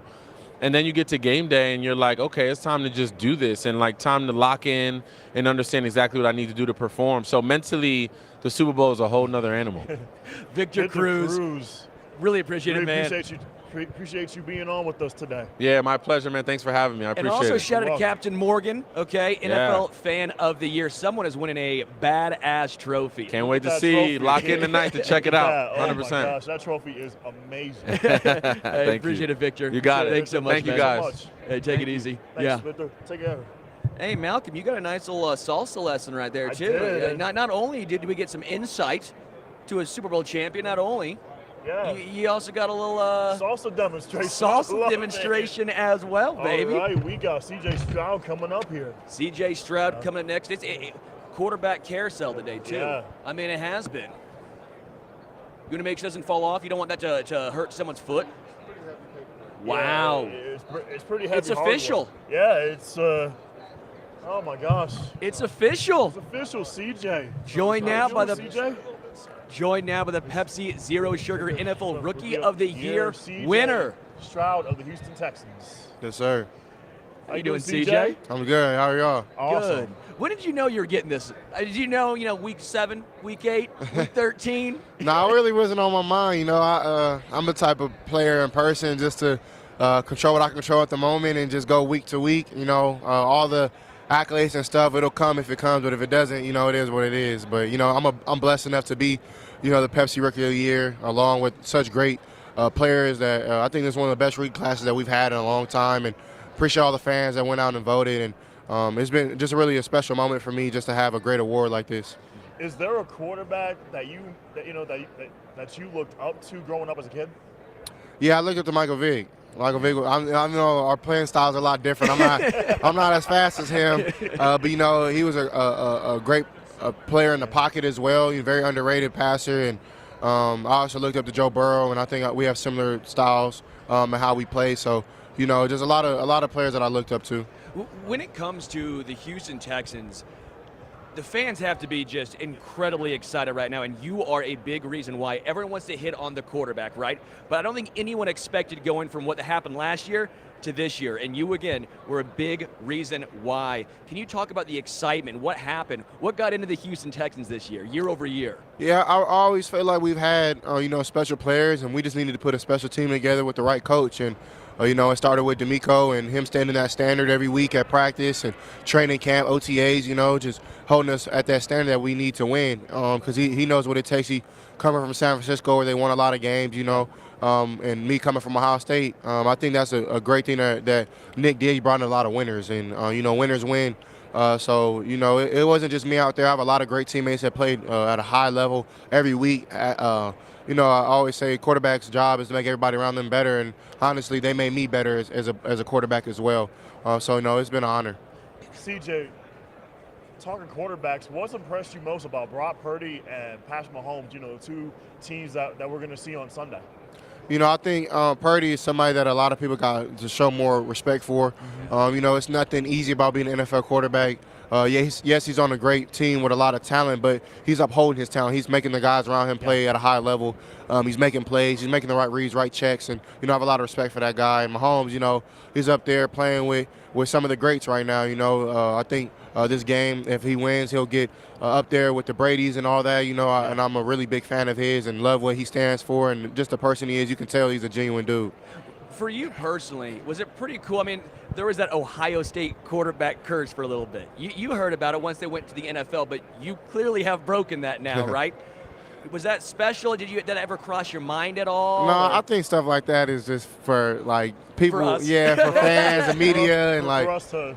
And it's not no problem. Everybody's entitled to their own opinion and how they want to think about it. But I think Justin has done a great job. Yeah. I think he's gonna have great years to come, and I'm really excited to see him ball out these next couple years. And for me personally, I wasn't really on my mind, but cool. We're gonna get rid of it. You might as well. So I think even the young guys coming up after me are gonna do a great job coming to the league as well.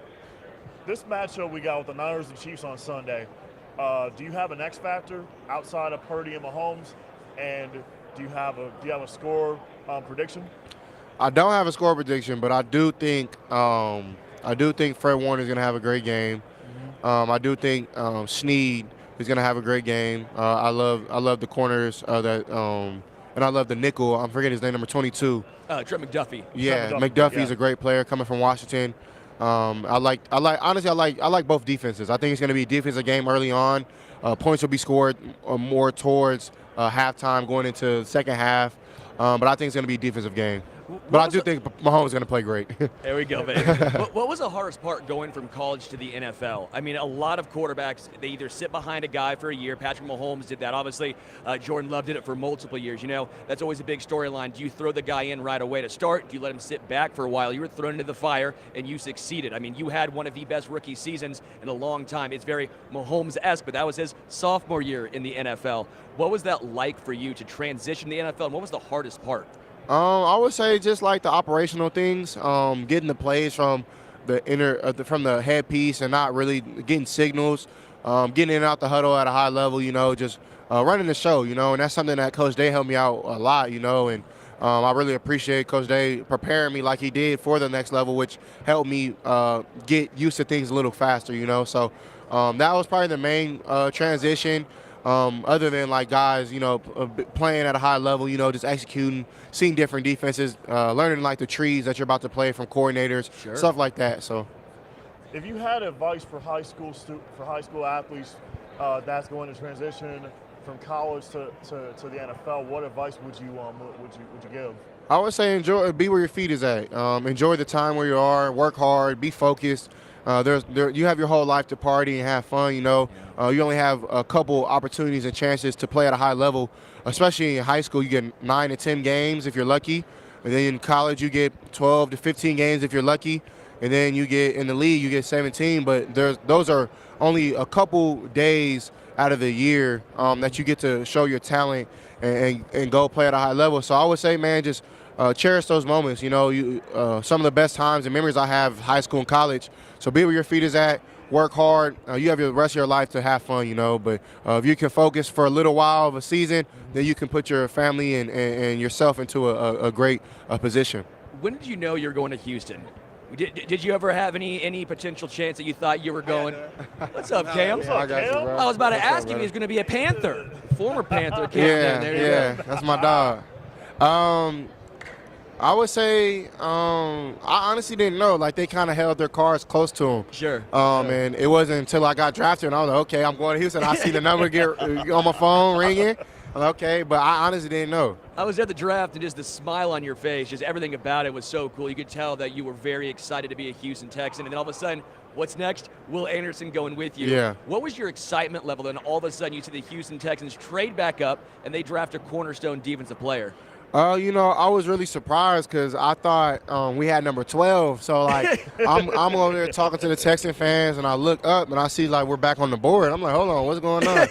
So my first thought was, they finna take Will. So, it honestly is a blessing because it took a lot of pressure off of me, not being the only high pick, only high draft pick. And, I don't really necessarily believe in pressure, but, it's a lot of expectations get put on you when you're a high draft pick, and Will was right there with me. He's a heck of a teammate, heck of a friend, and a heck of a football player, and somebody who is going to help this team win a lot of games. What can you say about Nico Collins? As a teammate, like, what impressed you most this season about Nico Collins? Like you said, he's a great teammate, a great person, a really vibrant spirit. Somebody who's going to work really hard, works hard on his body, but just a heck of a football player. Like, to be his size and move the way he does, I know he's a number one in this league, and hopefully he gets paid and gets the money that he deserves, because he definitely deserves it. And I'm super proud of him and just the work that he's put in, the attitude that he brings to this team, that winner mentality. Like, he won't be denied, and I'm really proud of that guy. I was able to give a huge shout out to Pepsi as well. What's your favorite Pepsi flavor? My favorite Pepsi flavor is wild cherry. It's one of the best. Oh, yeah. Yeah, one of the best I've ever tasted. Just something that's crisp, it's clean. That cherry flavor is just amazing. So, whoever wins the Super Bowl, I got wild cherry for them if they want it. Obviously, it's crazy. The CJ Stroud rookie trading card is the hottest card on the market right now. What's that like seeing your face, not only on a trading card, but it's one of the most popular ones in the world right now? It's amazing, It's something that you, as a kid, having trading cards, trying to get the best guy, trying to get the hottest player. And for me to just be, one of those guys, it's been amazing. So hopefully next year we can get the most jersey sales too. There we go. There you go, CJ. All right, when it comes to the Texans offense this year, I was pretty intrigued. A lot of rookie quarterbacks, they either try and do two things. They're very aggressive or they try and take care of the football. You were somehow both. I mean, looking at the touchdown to interception numbers, the ADOT, average yards of depth, I mean, it was all tops in the league, very, very high up. How are you able to be so aggressive and also take care of the football at such a high level? Just preparation, seeing coverage, knowing what you're going against, really learning my plays and trying to get them down packed like the back of my hand, just because, the game goes at a fast pace when you're out there on the field. And my college coach used to always tell me, the more that you can anticipate instead of react, the better that you're going to play. So anticipating certain reads, anticipating certain windows to throw in definitely helped me take care of the football and also be aggressive. I love your moxie, CJ. I just love your presence. Talk about the traits of being a quarterback. How is that important as a quarterback, in the NFL? Just share about those traits. I think the one of my coaches in college, name is Todd Fitch.